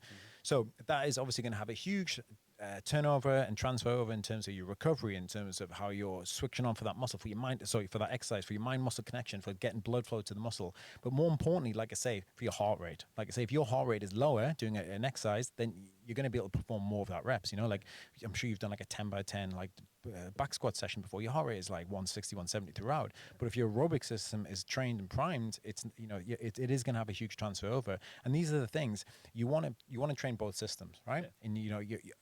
And for me, doing purely aerobic steady state stuff doesn't have a big transfer over to very lactate based stuff. So what I mean by that is, if your focus is to be a 100-meter runner, right, doing a lot of aerobic steady state stuff is not really going to benefit you very much because you're a 100-meter runner. You need to do some, okay, but you need to be very fast twitch, explosive. And this is the thing, a lactic based athlete or fast twitch based athlete, they have to be explosive, right? It's all about moving quickly. However, not many people are a 100-meter sprinter, are they? Most of us are middle of the road with everything. So again, you want to be trained in all those three systems. Having a solid aerobic base is going to improve your lifting categorically. The majority of our clients, I'm assuming, they're doing, German body comp style training, upper lower, things that are, not, I don't want to call them circuits, you know what I mean? You're switching blood around the body. It's challenging. It's very demanding on your lactate based system. It's demanding on your aerobic system. And again, it creates that kind of feeling of queasiness. But again, if you're fitter, then you're going to do better with it. But goes hand in hand with that. You can train your aerobic system, but if you breathe like an idiot, you breathe like shit, then your aerobic system is not going to be optimized either. So like real simple thing to do with clients, and obviously there's a million different breathwork courses out there. Something that I'd look into is what's called the Oxygen Advantage. A guy called Patrick McEwen, brilliant stuff. He's got a book called the Oxygen Advantage. I think this is his first one. He's just released the second one now. Just really simple tests to see what your body oxygen levels are in relation to how, like, and your basic functions of breathing. If you breathe diaphragmatically, if you breathe nasally, more often than not, you're going to do quite well. But if your breathing is all over the place in terms of your mouth breather, your resting heart rate is going to be higher, your sympathetic nervous system is going to be shot, your parasympathetic is not going to function very well. And again, that has a huge transfer over. So I've seen it with certain clients, particularly on things like the retreat, where I've had a bit exposure with them to a long period of time. Their breathing's all over the place. You know, you'll be sitting next to them now, and they'd sigh all the time. Or, you know, like, I don't know if you have, this might be something that resonate with people, like they'll be like all the time, or like really like random breaths. That shouldn't be the case. And if that is the case, they tend to be like a chest breather. So optimizing breath, optimizing aerobic based training will definitely have a huge transfer over to every other facet of training. But just like getting stronger will then improve your aerobic based training. You know, if you're going to do something like a high rocks, like I was talking about earlier, there's an event in it where you're pushing a sled, 150 kilo sled for 50 meters. And what kills most people who aren't used to it is they push a 150 kilo sled for 50 meters, then have to run a kilometer. Now, running kilometers is not a problem, but if you're like Bambi, you've got a massive problem. But obviously, if you're stronger, then you know you have a great transfer over. So getting better with your back squats and split squats, lunges, whatever like that. So the two things you just need to look at, and this is the whole point of testing with an individual. I test multiple things. I'll test what the squat pattern looks like. I'll test what the upper body movement patterns look like, what the hip hinge movements look like, and then there's various fitness stuff. And you can write a program for the next 5 years for them, because you can see where they're strong, where they're not, what needs to improve, mobility testing, et cetera, et cetera. But the breath work is really the key thing. And it's something that I've kind of studied more and more over the past 4 or 5 years. I've always, I think, breathed relatively well nasally, but I've also broke my nose about 5 times. So it's like, you know what I mean? Like I kind of had phases of using them, and I've started using them again. Well, before I tore my calf, of the nasal strips. Have you ever used them? Yes, I have. Yeah. Dude, like, makes a massive difference if you're trying to do nasal breathing. So when I was doing some tempo sprint works. Tempo sprints are something like 100 meters at about 70% intensity with walk back recovery or 60 seconds rest, and you do multiple sets of that. It's a really nice stimulus. It's not too challenging, aerobic in nature. And I started wearing the nasal strips. And if you look at my nose when I breathe now, as I breathe in, my nasal passage closes. So I've got like a deviated septum. But what they do is they literally lift it out. So it's like parachutes, basically. And the difference, man, and I've got certain clients doing it, and small things like that cost nothing, but game changer. You know what I mean? Like, that's the one thing that we do that's autonomic, right? We breathe without thinking about it. And we take hundreds, thousands of breaths every day. But if you're breathing really poorly, it's gonna have a huge transfer over to everything in your life. And your sleep as well too. Sleep, yeah, exactly. If you're a mouth breather and if you drool on your pillow or something like that in your mouth, or your mouth's really, really dry, you'll open your mouth all night. That you're not fully getting into a deep, restful sleep. No, exactly. And that's the thing. Obviously, your nasal passage is meant to lubricate the air that comes in. It's also a filter. And when you're breathing through your mouth, obviously your mouth becomes dry. But the key thing about it is that it's regulating your carbon dioxide levels in your body. So you need a certain amount of carbon dioxide level in your body to liberate oxygen in your body, if that makes sense. People think that carbon dioxide is a bad thing. It's not. It is in excessive amounts, but we need a certain amount of it. And when you breathe through your mouth, you expel too much. When you breathe nasally, you don't. You kind of keep your levels much more optimum. And so that's where it can help with sleep as well. But more so, I always use the example, again, playing football. A lot of people, and you see this a lot, maybe when you do like the fitness comps like you're talking about, people warm up for like 2 minutes and they go into something crazy high intensive, and they're dying for 5-10 minutes. And it takes them 5 or 10 minutes to regulate their breathing to come back to it. And they often get what's called exercise-induced asthma, which is like a real wheeziness in their throat. And that's just a really poor breathing mechanics of not nasal breathing. So big tip for all you listeners out there is to, when you're warming up, try nasal breathe. So 5 minutes on a piece of kit, nasal breathing only, like count to 3 in, count to 3 out. You'll find it really challenging. And what I like for clients who are perhaps very fatigued is to do nasal breathing only intervals. So if I've got a client that's really tired and they're stressed or whatever like that, be like, I might do the protocol that I was talking about before, 20 on, 60 off, but they're only allowed to breathe through the nose. And what happens is it kind of becomes self-regulating, because I'll say, right, you take the pace down once you feel like the need to breathe. So I might tape them out or gag them, you know what I mean, if they're too annoying. But like, and then people get quite panicky. But it's also all they need to do is then take it down, and that's kind of the same with heart rate training as well. You know, I do that with clients who perhaps have had if they've had a heart issue, a heart condition, you have to have a heart rate monitor on them, and you maybe take them up to a maximum of 150, and then you go again on the interval once the heart rate is back down at whatever they're resting is, like maybe 100. You know, the active recovery, and again, so there's all different tools to kind of modify that. But the nasal breathing can be a great thing to do to improve performance long term. Yeah, and lower stress. You see when you get a client, like that initial mouth breathing is a stress response to totally. the stressful stimulus. Exactly. Like, you know, if you and I, you know, about to square, you know, go and have 10 beers and square off with each other tonight. You know what I mean? Like, you're going to have that. Your heart rate's going to raise. Your pupils are going to dilate. You know, you're going to start breathing through your mouth. And that's a normal response to stress.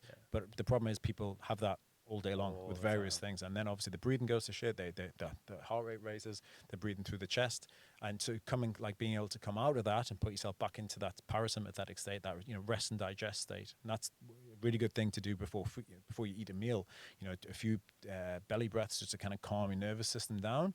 Same before you sleep as well. You know, for anybody that suffers with anxiety or stress, being able to or depression or anything along those lines, which is obviously sort of very prevalent now, is to being able to control your breathing, because your breathing will control your nervous system. You know, it'll have a huge facet over so many things. You should be able to have the ability to switch yourself on through your breath, and also to calm yourself down. And obviously that's why, you know, people, you know, you look at footballers before they're about to take a penalty or something like that, the top ones, people like Cristiano Ronaldo and stuff, they'll always take a few deep breaths, and that's because they calm themselves before doing something, you know, like which is, well, not life or death, but, you know, means a lot. Yeah, for sure. And I think also there's an underrated or overlooked aspect from a postural standpoint as well too. If someone's mouth breathing, their jaw's going to be down, they're going to have that forward head position, and you can breathe and stand a lot better you can stand a lot better, have better posture if you can breathe in through your nose, and you have less of those Definitely ailments. And that can, because from as you said before, it's from a repetition standpoint, it's the one thing that you'll do from the time you start until the time you end. So there's a lot of practice in there. A lot of practice in there. And like I say, practice that you're unaware of. Yeah. You know? And like, even just for most people, if they just lie down on their back and place a hand on the chest, hand on the belly, when you breathe through your belly or through your diaphragm, your hand should lift. As you breathe in, your hand should lift. And then as you breathe out, it should relax. So I call it soft belly with clients. So raise your hand and then breathe out. If you can't do that, you need to practice it. And that's as simple as lying on your back. You can't get it in a more simple way than that. And I'll do that with clients. It's a really good thing to bring if a client's very stressed, they've done a relatively challenging session, to just do 5 minutes of that at the end with a slower cadence of breathing out. So if you want to calm yourself down, your breath out needs to be longer than your breath in. So for example, so you breathe in for a count of 3 and breathe out for a count of 6. So breathe in, 1, 2, 3, and breathe out. 1, 2, 3, 4, 5, 6. That's one of the most simple ways to calm somebody down quickly is to do an inhalation and then a quick inhalation again. So it'd be like, and then out slowly. It just kind of switches nervous system off. That I picked that up with a guy called James Nestor. He wrote a really good book called Breathe. It's a good few years ago. It just kind of, I do it in the evening, and it categorically improves my sleep. It's just a really simple way to switch yourself off. If you want to switch yourself on, then you do more like hyperventilating breathing, like what's he called? Wim Hof. Wim Hof. He talks about this a lot. So like breath work like that, which is going to stimulate you before the more calming based work. So again, it's just knowing those things, and it's not that, you know, I think the breath work is becoming. There's a really good guy called Rory. He's based in Bondi. Oh my God, my brain's not working. I think he's done a development over here. Yeah, he does. His name will come to me in a second. His first name is Rory, Scottish guy. He's really switched on. And he does a nice breathwork class over in Bondi. He does like a lot of corporate stuff. He's got some really good content, and you know, it's just the same thing. It's Rory Warnock. That's the one. Yeah. He's switched on, and there's loads of people obviously that do it. I think there's a Oxygen Advantage course coming up maybe in a few weeks' time. But it's just understanding that basics. If you can get the basics right, same with training, you know what I mean, you'll do well. So if you can understand how to calm yourself down, if you can with your breath, if you can understand how to regulate your breathing, understand how to maybe switch yourself on, it's the same thing as training. Understand how to improve your aerobic performance, how to improve your lactic performance, how to improve your strength. You know, they're all kind of intrinsically linked in the same way that nutrition is. You know, like obviously getting back to that beer scenario, like let's say we have those 10 beers, our food choice decision making is going to go, like, it's going to go to shit. Our heart rate's going to go through the roof. Like I was back in London for a week, and as I said earlier, I love a beer, and all my mates are piss heads. So whenever I catch up with them, it generally ends badly. And it's like I was in London. I'd landed for 2 days. I caught up with a friend of mine for a couple of beers. I was like, yeah, okay, see you later. And then I had to go and do some work. He then called me back maybe 2 hours later, like, do you fancy a few more? So I had about like 12, and I was like jet lagged, not long off a flight. It was freezing cold, and I had to work the next morning. And I woke up and going by my Whoop band. I usually average like 70% recovery or whatever, and my resting heart rate's about 48, 50. My heart rate variability is like 80. I had 1% recovery. My resting heart rate was 78. And I was like, yes. But again, that doesn't mean that you can't do anything, Yeah, yeah. but it's understanding the effects that it has. And Yeah. that's where things like those metrics can be great. It's like, right, I know alcohol doesn't do me good. I can still function the next day. I'm not like I'm not going to lie in bed all day, but that's probably not the best time to do 10 sets of one back squats. Do you know, do you know what I mean? No. And again, it's just modifying things from there. But I think it's just understanding those things as best as you can will have the best transfer over. Absolutely. The more knowledge you have around those things, and I guess as coaches, the more data we have, the better we can influence our clients. And I think it's one of those things. I think there's a shift more towards this side of things now, particularly with the Whoops and the Garmins and the Apple Watches and things like that. There, people are starting to become a little bit more aware of what those 10 beers can do to your recovery. It doesn't happen in isolation, No. and your sessions for the next 2 or 3 days will probably have an effect on it. Yeah. And so that's okay. Just take that information and know that those are the days that you're not going to be pushing, Yeah. and know that that's the cost of it as well too. It's oftentimes clients come in and they have a big Saturday night, and you have them on a Tuesday. They're like, I don't know why I'm not strong today. How was your weekend? What did you do? Oh, I had 5 or 6 beers, and then I had a couple on Sunday as well too. Okay, so we'll just very objectively sleeping it from a psychological level, it's probably going to affect you, but maybe not as much as a physiological level. Your your androgen hormones are going to be down. Your brain function isn't going to be as good. No, Your exactly. recovery is not going to be No, as I good. mean, like, everything is harder when you're hungover. Yeah, Like yeah. categorically. Like I've taught many seminars over. I'm not saying that I'm proud of this, but many seminars over the years. Like I used to teach them in New Zealand, if you remember. Yeah. And you're in New Zealand, you're in a new city, and the lads on the course are like, "Oh, do you fancy coming out for a beer?" I'm like, "Yeah." Yeah. And you have like 800, but I'd be fine because I'm like, I've only got to teach. You guys got to do a prowler challenge in the morning. I remember there's a group of lads who came. So I was teaching a seminar in Wellington at my friend Jeff Willoughby's place. Really good set of trainers there, great coaches in Wellington. But there's a group of boys came down from Auckland, and they were obviously like, "Way boys holiday," Yeah. And for the one day in Wellington of the year, it was sunny because the weather is shizer there. Yeah. And so like we went to this like sort of restaurant, rooftop restaurant at lunchtime, and you could see a couple of boys were like looking at me like, "Can I have a beer?" And I was like, "Hey lads, it's your trip," you know what I mean? So they had a beer, and we went out that evening. And I remember they were like, "Hey Rob, do you want a shot of tequila?" And I was like, "Yeah, man, I'll have a shot of tequila." And I think they're like, "Oh, we're gonna kill the pom here," and I was like, "You don't know where I'm from, baby." And I think I had about like 16 shots of tequila with them, and I was smashed, but they were like dead. And I remember like I woke up in the morning like 8 a.m. had to be there at 9, had a shower, and I just started like sort of chuckling to myself, and the boys arrived in like green, and I was like, right, okay, so we've got the Prowler challenge now.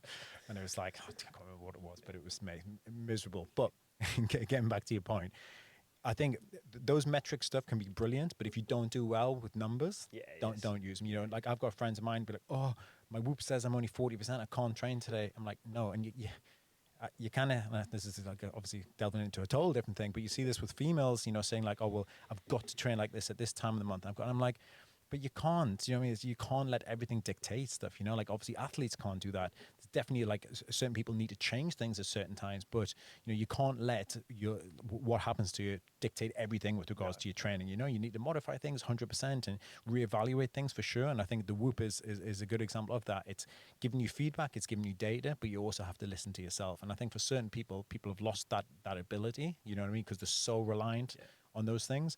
But the other way, like if you've never used them, then like they can be a great tool. What's really, I don't think it's come here yet, but what's massive in the UK at the moment is a company called Zoe. Heard of it? So basically what it does, it's 3 tests. One is a stool test, so it's looking at your gut bacteria and gut flora, which is a great thing to do for most people. The second one is a continual glucose monitor. Okay. So that's basically, you've seen those before, so you got it on the back of your arm, and basically what it's doing is monitoring your blood sugar. I think it's every 20 minutes. So it pricks your arm, measures it, and it gives you update to your app. And what it's basically doing is checking how you respond to food. So Yep. most people don't have an idea of how they respond to any food. So I've done it before in the past before this app came out, and like I respond really poorly to sweet potato. Okay. I respond better to white potato. Well, Yeah. most people would assume it'd be the other way around, and I do better on white rice than I do in brown rice. But that's because I've got a slight allergy to wheat, and brown rice is similar makeup to wheat. Yep. Things like that, you know. So tools like that can be great to give you a real indication of, right, do you know what, I really don't do well with, you know, I can get away with having gluten, and let's say I'm having a pizza, but I can't mix it with really high fat. Or do you know what I mean? Like it gives you a good example of that. So tools like that can be great, but obviously it's then, are you going to apply it? Yes. And that's the key thing. And it's the same with training, you know, like I say, if you test yourself and you're terrible in that training modality, then you probably need to train yourself in that modality for a period of time to get better at it. But obviously people like to train what they're good at, don't they, as well, you know? Squat So every day. I don't think I've ever seen you do another exercise. I have. I'm kidding. I'm kidding. Again, I do. sexiest squat in Sydney, baby. I do. I do post it quite regularly. I'm going to post a little bit more upper body, but I just don't have. I think that should be. I think you should change your Ultimate name Squat to Club. SSS Club, Sexy Squat Club. Sexiest Squat in Sydney Club. Yeah. I think it's quite good, man. Yeah, I can't name better squat than yours, buddy. True. Smooth like butter it is. Yeah, I've a lot of practice. Actually, I attribute a lot of that to first learning from Charles of just early on learning full range of motion. Full range, yeah, full depth. But then I had a PT session with Brad Soper when he did was, it. Yeah, Brad was great, man. You know, like Brad was a legend, so knowledgeable. You know, trained like a fucking beast. You know, it's like, man, the amount of people that would know that we talked about here in the industry, that's gone. You know, Brad was only young, but Brad was a great strength coach, really, really good lad. And what I liked about Brad is he had that slight loose side to him as well. You know, you'd go out, maybe it's because he's from Dubbo. You go out and you go wild, go out and go wild. But then you train like an animal. You know, like I did some good sessions with him, and he was a really good guy in the industry. But again, like understand that. And what's funny, things have gone full circle a little bit now. Like obviously, I assume you've seen Knees Over Toes guy on. Yes. Instagram. I mean, like, mate, to be fair to him, man, like Ben Patrick, he's got some great content. Like I say, I mean, he's rehashing stuff, and but what he's done really well is he's kind of simplified it, you know, and he's brought in backwards sled dragging, which again I've used with clients. Like I know it's one of the questions that you sent over was like, what's your favorite training modality? I love a sled drag because you can do everything with it. You can rehab Doris, who's 80 years old. You can train Usain Bolt and absolutely kill him. Do you know what I mean? You can do everything with him. And that's what Ben's done quite well, to be fair, is that, you know, everything is full range and it's simple stuff, and it's kind of like getting stronger and more flexible through exercise, which I think is great, you know, because again, going back to my initial point with all my guys, if I tell my clients that you're okay, you need to do 3 45-minute yoga classes, and then you need to do 3 hours of zone 2 cardio training, and then you need to do 3 hours of weight training, it's not going to do it. But if, you know, like I've always said, for all my clients, well, everybody that can do it, you want to think from pay. So full range of promoting exercise. You know, you want to generate full range when you can, because if you do, your joint health, your joint integrity will be there. You'll have good range through your ankle joints. You'll have good range through your knees, and you'll generally not get injured. You know, and that's the same with everything. The same with good mornings, with Romanians, with whatever it may be. If you can train through full range, on like same with like pressing's the best example. You're doing a shoulder press, bring that dumbbell all the way down. If you have full range of motion, to get the full range through your scapula. Again, like I say, that's the way that I would generally train clients, is making sure that the weights is full range, if and when can be, certain amount of tempo involved with it. So it teaches them the exercise, and obviously enough reps until they're switched on enough with that exercise to then maybe they've earned the right to go heavier or whatever. Yeah, my foundation for I have it's similar to what everybody would sort of do, but I just name it as a foundation phase, an accumulation phase, and an intensification phase. And my goal is always to, I guess before we go to that, like the goal should be longevity and health. Yeah, you know, play the long game and you'll get the result that you want.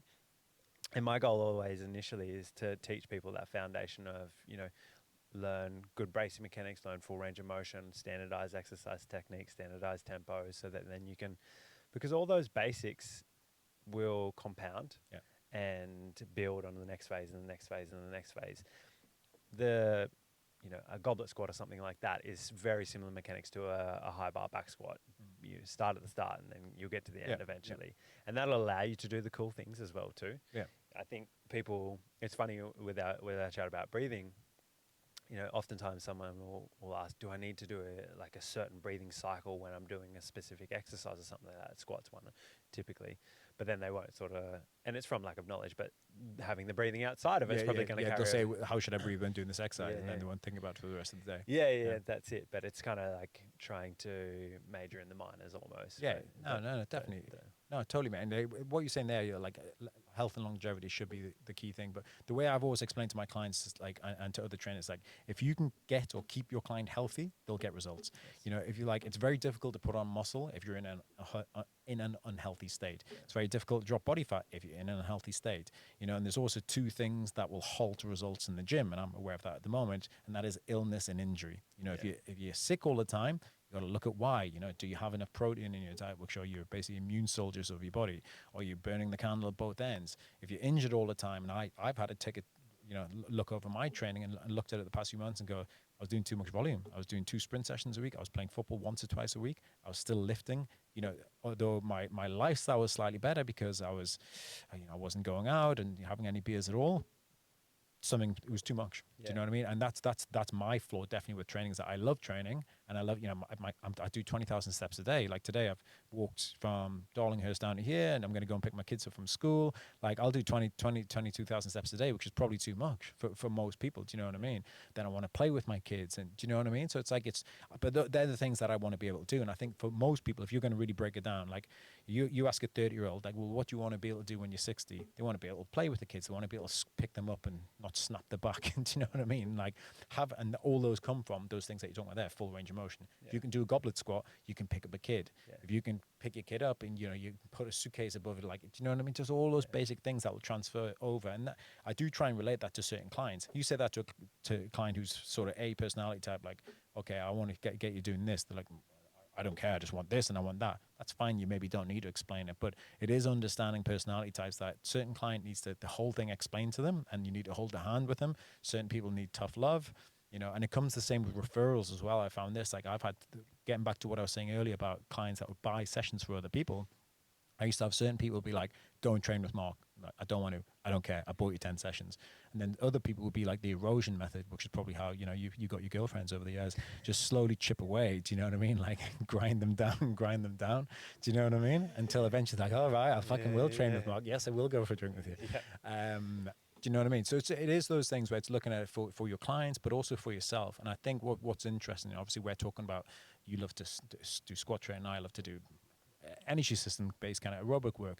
You will often do that with your clients, and that's definitely something that people are guilty with. You do a seminar, and whatever you've took on that seminar, you'll want to give to your clients the next week. You have to give your client what they need. Yeah. Do you know what I mean? And obviously that's when assessment, you have to reassess them, and you should be assessing them in some way. Well, you should be assessing them every single session, but obviously there should be some check-in every 4 to 6 weeks in terms of, whether that's measuring them, whether that's the weight, whether that's tape measurements, whether that's fitness tests, whatever it is. And particularly, obviously that's harder online, but what I've said to, like, because when I do seminars, there's sometimes people that purely do online coaching on there. What I speak about those guys is like, there's no way you can have a get together with your online clients. You put something on for them. They might be all over the UK, which is what these ones were, but like they will love that. And this is what I'm with Ben Pekulski. Like I run my retreats, but I'm doing 2 camps he's running 2 muscle camps in Marbella in Spain, which I'm going to be a part of. And obviously all of his clients, online clients all over the world, they did one in Costa Rica at the end of November where all the guys got together, and you're training with Ben 3 times a day, and I think you need that sometimes. You need to see, how hard you really can train, like what I was saying before, because you're able to train 3 times a day because, hey, you're in Costa Rica or, hey, you're in Portugal. You don't have to think about anything else. Yeah. This is the beauty thing of it. What I love with my retreats, what my clients love with them, is they don't have to think about anything. They get up, oh, coffee's there. Oh, what we're having for breakfast? Oh, salmon, eggs. Oh, right, okay. And what time? And like, do you know what I mean? It's like, it's routine, but they're not having to think about it. Lunch is brought to them, and then they do this. Where are we going for dinner, Mark? Normally they're like having to do this and make decisions, stressful decisions, which is hard work. Yeah. Then all of a sudden they have that week of not getting looked after, but where everything is optimal, and they're not going to be able to replicate that exactly back in the UK. But even if they replicated 50% of it, like what's interesting when we do those retreats is, people don't, obviously, if you came along, Mark, I want to put on 5 kilos of muscle, like when you did the squat holiday, you need to eat. And people are eating when they're there, but they have 3 meals. We have breakfast, we have lunch, we have dinner. I give them amino acids around training and maybe a shake, but people aren't hungry. And that's because we eat slower, We sit down, you know, we all talk. Like, how often do you talk to somebody when you know, like, particularly in around the city, you know, you see people eating on the go all the time. And that's part of why it's things like the Mediterranean diet is so successful and works, because it's eaten in a social setting. You eat a lot slower so that we don't overeat. You get that satiety, you know what I mean? And it's just really interesting to see how subtle changes like that can make a massive difference to your physiology. You know, normally if you wolf your breakfast or your lunchtime, you're hungry again later on because your blood sugar's all over the place. You haven't digested it particularly well. So it's always nice looking at those simple things sometimes just to really break it down of like, do you know what do I need to do day in, day out? Yeah, for sure. And if someone's investing in a retreat like that as well too, they're more likely to take those things away Definitely. as Yeah, they go. definitely. I think, and that's the thing, you know, at the end of the day, you can get somebody a bit fitter and stronger and bigger in a week, but it's what are they going to take away from it long term? Absolutely, and that that's the thing. It's the long game. One thing I want to do on the show, mate, is are you familiar with what's his name? Chris Williamson, Modern Wisdom. Yes. Yeah. Yeah. So I'm going to take him down. No, he does 10 exercises. Oh yeah, if he you did could- one with he- Dr. Mike the other day. I Yeah, watched that. yeah. Yeah. Dr. Mike, how good Good, is good he? old Dr. Mike. That's I've got my girlfriend on to watching him, and she finds him very entertaining. So that's Right. our, nightly entertainment.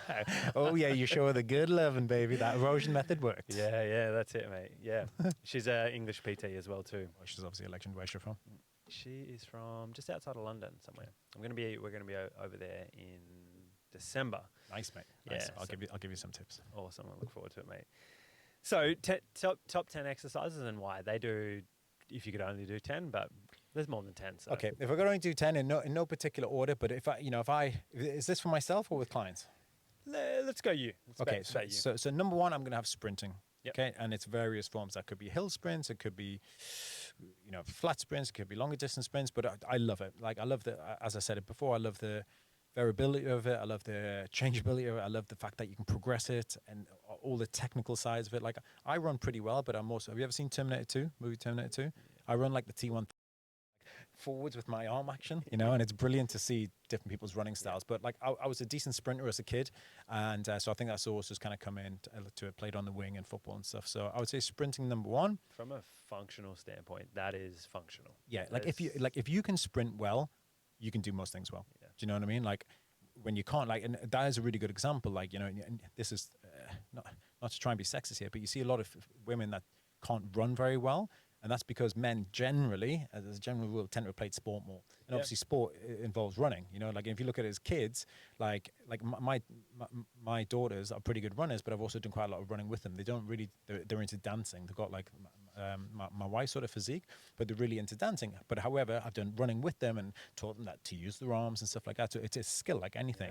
Yeah. So I it's kind of interesting that, again, running long distance, not my thing. I like interval sprint work kind of thing. So like 100 meters to 400 meters. I love that. And I love, like I say, if you can get a client to do it, I think you've really succeeded with them, Yeah, for sure. So that would be... It's a bit, sorry to cut you off, it's a big element of what Matt Duncan focuses on with his clients. He does clients of all ages. He'll get them doing plyometrics and relative to their technical level and stuff like that, and not crazy amounts, but he says, not to butcher it, but it's one of the most fundamental basic things that we can do as a human being. And the longer you can do that, the probably more mobility you're going to have, the better joint health you're going to have.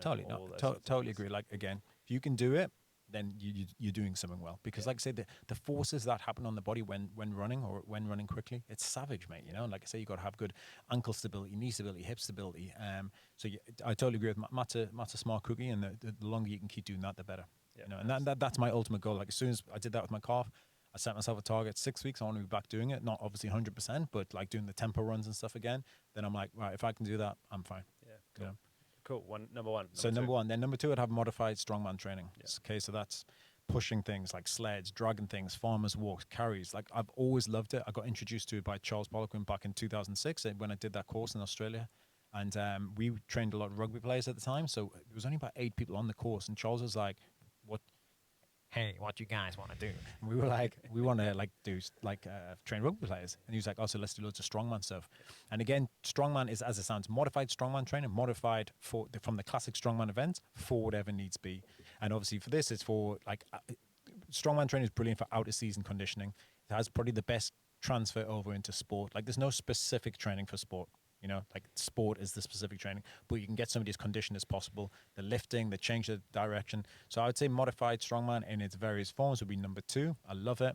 Again, like a lot of gyms that are going to train at would do that type of stuff. And when it's done well, it's phenomenal. And everyone can do it. Everybody can pick something up. Everybody can push a sled. Exactly. It's a great thing for kids to do because you can make it fun. But again, if you can push, pull, carry something, you're halfway there with training. Do you know what I mean? I used to have at my gym at home, I didn't have a lot of fancy equipment, but I think I had 4 or 5 sleds, a couple of big tractor tires because I lived out in the bush, and farmer's walk handles, and everybody, obviously varying degrees of weights and stuff like that, but everybody from, I had a lady that was 83 years old down to kids that were, 8 or 9 or 10 playing rugby, and everybody in between can do it at a level, and it's one of the best ones you can do as well. Nice. So number 3, I'll go for like more of a sort of conventional exercise rather than a modality training. I'm going to go for Bulgarian split squat. Now, I love a back squat, but as I say, I've had a few injuries over the past few years, and a Bulgarian for me gets the best sort of mind-muscle connection in terms of if I want to build my quad, build my glutes, build my hammies, Bulgarian. And what I like about it is you can obviously stabilize it by using a pole or something like that alongside you. You can do quarters at the bottom. Like, I don't know anybody that does Bulgarian that doesn't feel like quads. Well, I know a lot of people that squat and they don't feel like quads, so you kind of get in that stretch position. So I'd go for Bulgarian. And then in terms of upper body, I'm going to go for my favorite upper body exercise would be a pull-up, whatever pull-up that may be, like neutral grip, something along those lines. I think it's the Mac Daddy of upper body-based exercises. And then number 5, I'm going to go for I'm going to put them all into one. I'm going to say ergs. Okay, so I love skis, I love rowers, I love bikes, I love all the metrics of them, and I'm pretty good. I guess you always like what you're good at. I'm pretty good at them. Like I was going to have an erg off against a lot of people, I would do all right. Which erg would you pick if it was you were going to ski? Yeah. Yeah. What distances and stuff do you usually like? Any? Yeah. I'm pretty good at. What's your best 1K? 3:06. Oh fuck. So my ski is as fast as my row. Which is like if your ski's as fast, you're doing pretty well in the row. My best row is 3:07. My best ski is 3:06. Yeah. So my best 500 on a ski is 1:26. Yeah, right. That's brutal. So it's 1:256. Yeah. Have you done a 2K? Yeah, I've done a 2K 6:59. So just under 7 minutes, which is kind of like a nice marker. That could be improved. I've done a 5K in 18 minutes 30. Which is not bad. Nice. We did a 2K and I got 7:06. It's good, man. So my conditioning has improved since then. Yeah, definitely. Yeah, anything like and this is what I mean. I love all these questions. I mean, like, just because what I like about them, dude, is anybody can do them. You know, there's not that many people that can maybe do a 5 rep max trap or deadlift, a 5 rep max back squat. But you get anybody on an erg, they can do that. And this is why I'm actually doing it for the with Ben and the Muscle Intelligence crew. I'm writing out all the leaderboard scores of what you should be able to do for this. Yeah. So it's like 100 meters, because you're going to get certain people that they're not going to do 2K, but I want to do 100 meters. Yeah. So like 100 meters, and what is the baseline? What's the good score? What's the bang? What's the world-class scores. So I love all that side of things. So I'll kind of lump those into one. So I got sprint training, strongman training, Bulgarian split squat. Bulgarian split squat, yeah. Then pull-up, then ergs. Yeah. I'm going to go for I do like a trap bar deadlift. I find it more, I enjoy it more so to a conventional deadlift, like a conventional bar deadlift. Just enjoy the position more. So I broke my wrist a lot. I used to ride motorbikes when I was a kid. I broke my wrist a lot. So my grip on my right side is just naturally a lot weaker than my left, but it doesn't get affected doing a neutral grip at all. But like doing a kind of standard, I've got to use straps once I get to a period. So it's just like becomes a bit irritating. What motorbikes did you ride? Dirt bikes? Or? Yeah, dirt bikes. Yeah. So I basically got my first dirt bike, a Yamaha PW80 when I was 6. I had a PW50. Oh, did you? Yeah. Just like when anybody like has had one, the smile comes on your face. Do you know what I mean? Yeah. My basically I inherited a little bit of money off my grandparents, and I was me, my brother, my sister, and my brother got a car because he was 17. He got a VW Beetle. My sister got a jet ski, and I got a motorbike. That's just what we were like, because we used to go have this little holiday space that we used to go from the coast, and my dad used to let me go and ride my bike. I had a friend who had one. And then my second bike when I was 9, I got a Honda CR80, which had like a power band in each gear, which mate, it was fucking rapid. Yeah. It's the fastest thing I've ever. I had a KX80. Did you? Yes. And then I got a CR because I kept on this Hondas. I got a CR 125. Nice. And then I got a KTM 350. And then I haven't ridden them since I was 19 actually. Mate, bikes is my life. Really, dude, I love them. But a friend of mine had a really bad injury in them, and I don't know, just changed my thought process. Yeah, I was similar. I had a PV50 and XR80, then a KX80 and a YZ125, Nice. and then I saw one of my friends hit a tree on a CR250, and yeah, No, not good. yeah. But the sport that I love the most is bikes, like anything. Yeah, so good, anything mate. So good. bikes. When I smell them, dude, like a two stroke, it drives past. I'm like, oh, Yeah, you know, yeah. you can only if you know that. Like, otherwise, Yeah. it would probably sound like weirdest. If you know, you know. It's Ex- it's a yeah. Yeah. Yeah. Cool. So yeah, trap bar deadlift, and then I'm gonna go. I'm gonna go for another posterior chain exercise that I love. I love a seated good morning. Cool. Various forms of like dumbbell version, which is like you're off the edge of the chair and kind of tilting forwards like that, which anybody can do if you're pregnant, if you got like severe like hip mobility issues, or you don't like the bar on your back. Then obviously progressing it up to a bar. I just find that particularly for men, you know, they tend to have tightness in the hip flexors, tend to have tightness in their adductors. It's just something that I find improves posterior chain so quickly. And then obviously you can progress to a standing version, but I love that. And then I'm going to go on to what's called a Serrano press. So if I want to fix somebody's shoulders quickly, most people, 99 people out of 100 will have weak scapular retractors, they'll have weak external rotators, but training those in isolation is very difficult. And, you know, if you're going to do something like a trap 3 raise, you know, it's a great exercise, but not many people can do it well. An external rotator with a cable, you know, it's good exercise if you actually are strong enough. But if you can't, it's just not usable. Like, again, if you've torn your rotator, then you need to do it. So Serrano press is like, I'm on like, it can be whatever angle bench, but it's like let's say a 45-degree bench. And I'm going into external rotation, right? So in that position there. So alone, I'm having to hold myself, work external rotation. But then your shoulder needs to work as one, right? So your external rotators need to work with your rhomboids, with your scaps, with your rhomboids, with your lower traps, with your mid traps, with your upper traps. And so you're kind of going into a pressing based movement. So some people might call it a Superman press, but it's holding that position, that external rotation that people really struggle with because they'll just go there. So I find it's the biggest bang for your buck exercise to fix a shoulder. You know, I can't really name a better one that I found that if you put into your and obviously you can do it on the floor as well, very simply. Put it into a client's program, it will improve their bench, it'll improve their overhead pressing, and it doesn't take much equipment. Like you go from a 1 kilo to a 2 kilo dumbbell, it's like it's like 100% increase. Yeah, it's funny when you see people. I show them that the same exercise and like with no weight, and they're like, "Oh, go to grab dumbbells." Like you're not doing that with any dumbbells. I like to add it in between like a chest supported row or an incline bench or something like that. Super simple, takes nothing to really recover from, but the bang for buck. But it's taxing. It's taxing in terms of it's challenging, but but it won't. It's not like doing a bench press straight into a max effort deadlift. Which is an effective way to do it. Well, not max effort, but yeah.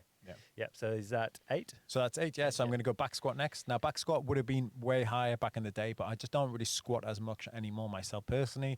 Not that I still love it as an exercise, and I bring them back in, but it's just a couple of injuries that I've had over the years. I tore my meniscus playing football. Certain things just agitate certain, and like I'll do Bulgarian as heavy as I can, heavy as I want with bar, whatever, and I only get like the desired results from it. Well, sometimes if I haven't quite warmed up right, back squat just highlights those things. And this is the thing, dude.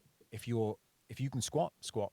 And if you can't, you don't need to. Do you know what I mean? It's one of those things I think you should be able to. And again, if I had to, like I can squat, my squat's I've still got nice depth and everything like that. It's not quite to your level, but it's I've decent. Seen it, mate. It's up there.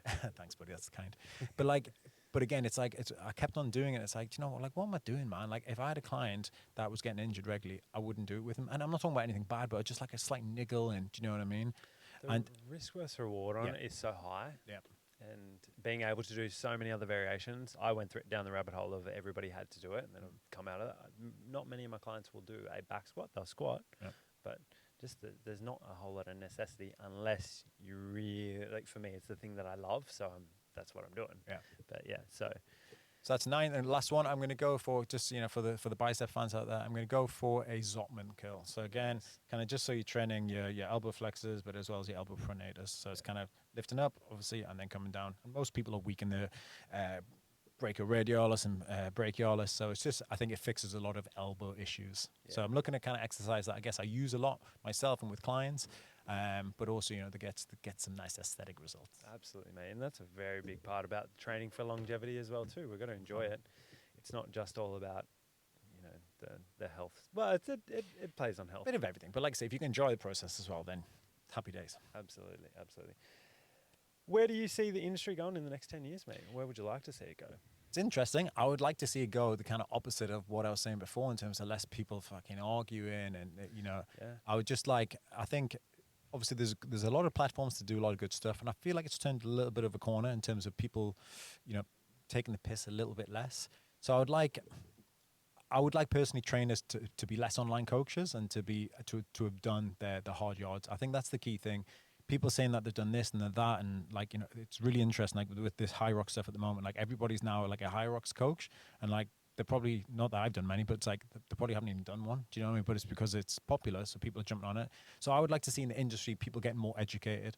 I would like to see much more in-person seminars again, which are definitely coming back. Yeah. Again, Ben is writing his cert and he's teaching all over in Canada at the moment. I'm starting to do mine again. I just don't think you can beat that in-person learning experience. Being taken through a proper workout. Online training is great and online education is a brilliant platform, but I think we did 2-3 years of that with all the madness of COVID.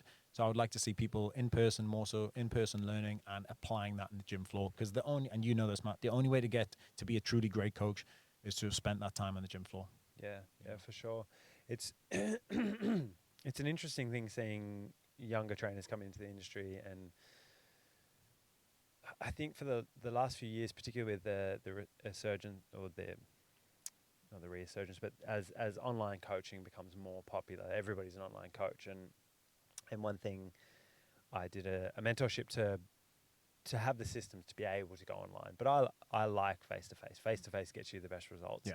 And you can tell the difference between someone you can speak to someone and know someone who's coached a lot and had a lot of hours on the gym floor. Yeah, of course. And just by the way, they answer a question. Yeah, and just I think there's so many things that you can't pick up as an online coach. I think there's a lot of elements to it that you may not get as much exposure to if you're just doing face to face. So it goes both ways, but a lot of what we do is, critical thinking and understanding exercise selection and programming and being able to think on your feet. Like you're in the gym, you've got the best program plan in the world, and then you get in and the squat rack's getting used. Yeah. You know what I mean? It's like, you've got to be able to think on your feet. And I've always said this as well, Matt, like if you can train one person, you should be able to train 8 people. So I think you should be able to train a group of people really well, really effectively. Yeah. Some people like freak out with that, but I think having the ability to do both is a really key thing. Yeah. And so something that I think where the industry is going to go is peptides are going to be the new thing. Interesting. So yeah, peptides will become bigger, a bit like peptide therapy. I had a few injections on my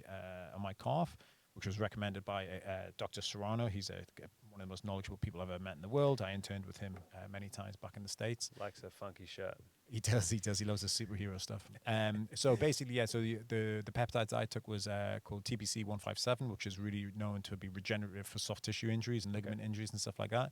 And one called TB 500. They will get bigger and bigger and bigger and bigger in terms of because they work. They're basically amino acids, and they're certain ones are injected locally into certain areas. So I think for the healing side of things, I think they'll be outrageously good. Like my calf felt significantly better after 2 dosages. So Interesting. yeah, so I think that will be a huge thing that will get bigger and bigger over the next few years. I think stem cells will as well. Stem cell regeneration that's something to really look into. There's only a few places that do it in the world, but Ben Greenfield, you heard of Ben Greenfield? He's like he's like a biohacker, if you know what I mean. He's like, he's been in the industry for a long time. he famously got them injected into his schlong, and he's like raved about it, talking about like he was like the stallion in the bedroom with his wife again. Obviously, I'm not saying you're going to do that, but in terms of like if you like get injected into a particular area, if you have a real area of dysfunction, like frozen shoulder, something like that, like the results are like that in terms of the changes. So I think just more medical based stuff is going to get bigger and bigger, and just alternative therapies in terms of like that, just the utilization of it. And I think obviously what's going to start happening more and more in regards to the sporting field is that legal like steroid based Olympics are going to come in. I mean, it's already a thing now. It's going to happen. It happens anyway, so they may as well do an official one. And make it. I remember listening to a podcast with Seeker Strength, the guys on what's his name? I forget his name, but yeah, you know the guys. Yeah. They were talking to Broderick Chavez, Yeah. and he was talking about a weight cut for a weightlifter, and a week before the 2020 Olympics in 2021, the weightlifter was going to be competing at 89 kilos. He was 105 kilos.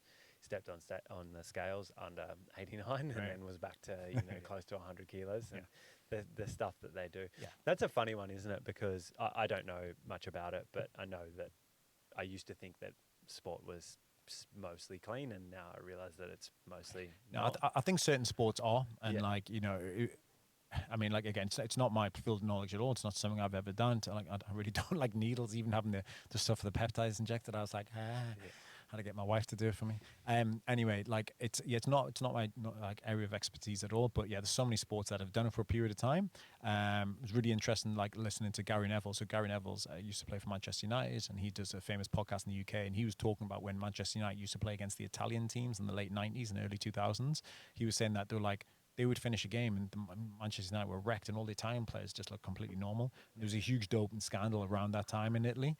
And they were always ahead of the game medically and stuff like that as well. So if you're ahead of the game medically, you're going to be making the most, just like the Russians were back in the day. Do you know what I mean? So I think tennis is abused. I think most sports are, because it's not necessarily about people think like steroids or performance enhancers, testosterone get you jacked. It's not that. You look at Tour de France, it's just your ability to recover. Yeah. If you've had a phase, 3 months of training on something, you're then that's gonna transcend for the rest of your year. You know what I mean? And obviously, all the Tour de France riders were on it, but Lance Armstrong just did it probably better than anybody else. And obviously, also he was an animal and freak of nature. You know what I mean? But I just think it's obviously it's if it was to come out like something like Usain Bolt did it, I think it would just shatter like certain sports. So in some ways, I hope it doesn't come out about certain stars, because you just, or like Jordan, you know what I mean, or the greats, you just wouldn't want to kind of hear that, because you want to think that these guys are freaks of nature. Yeah. Do you know what I mean? But we expect that freak of nature performance from them, but Yeah. we don't want them to use the things that make them a freak of nature. Yeah, unfortunately. Particularly with weightlifting, because it was nearly going to be binned from the Olympics, or did it get bit? No, still on, Still in. still on. Yeah, but it's just obviously the whole Russian thing where Russia couldn't compete as Russia. You got to be like an independent athlete and stuff like that, that's So, right. Yeah. but yeah, I mean, it'll come out at some point. You know? Let them do it. We want to see that. Yeah, exactly. Well, we want to see the Freak Olympics. freak show. That's why something like WWE does so. It's Yeah, freaks. Yeah, of course. Yeah, exactly. Yeah. They're all natural, right? Yeah. And naturally, they get big when they inject steroids. But it's like something like CrossFit's a really good example. I mean, like CrossFit is fucking animals, man. Like you going into a standard CrossFit session, it is insane. But in my opinion, that they have to be on stuff just because the volume that they train at and everything's loaded through the shoulder and the complexities of the lifts. They have to be on stuff, just whatever that is. But fair play to them. Yeah, absolutely. It's the cost, and it's getting to that level as well too. One thing that Broderick Chavez says is he said, if I was to make a sport that we had to use steroids for, and it was just going to be the perfect sport for steroids, it would be CrossFit. Yeah. Because I mean, it's like have you ever done a CrossFit, like proper CrossFit session? No, I don't think so. Yeah, I don't think so. But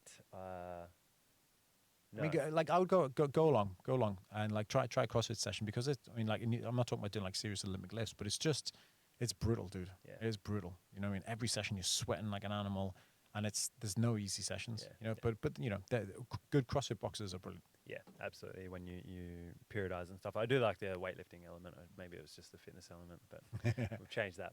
Okay, mate. We'll pull it up there. That was good fun. I really, really appreciate you coming on. You're very welcome, mate. It was a pleasure to be here. Thanks for having me. Yeah, thank you. Thank you, buddy. Yeah, that was good. Yeah, enjoy that.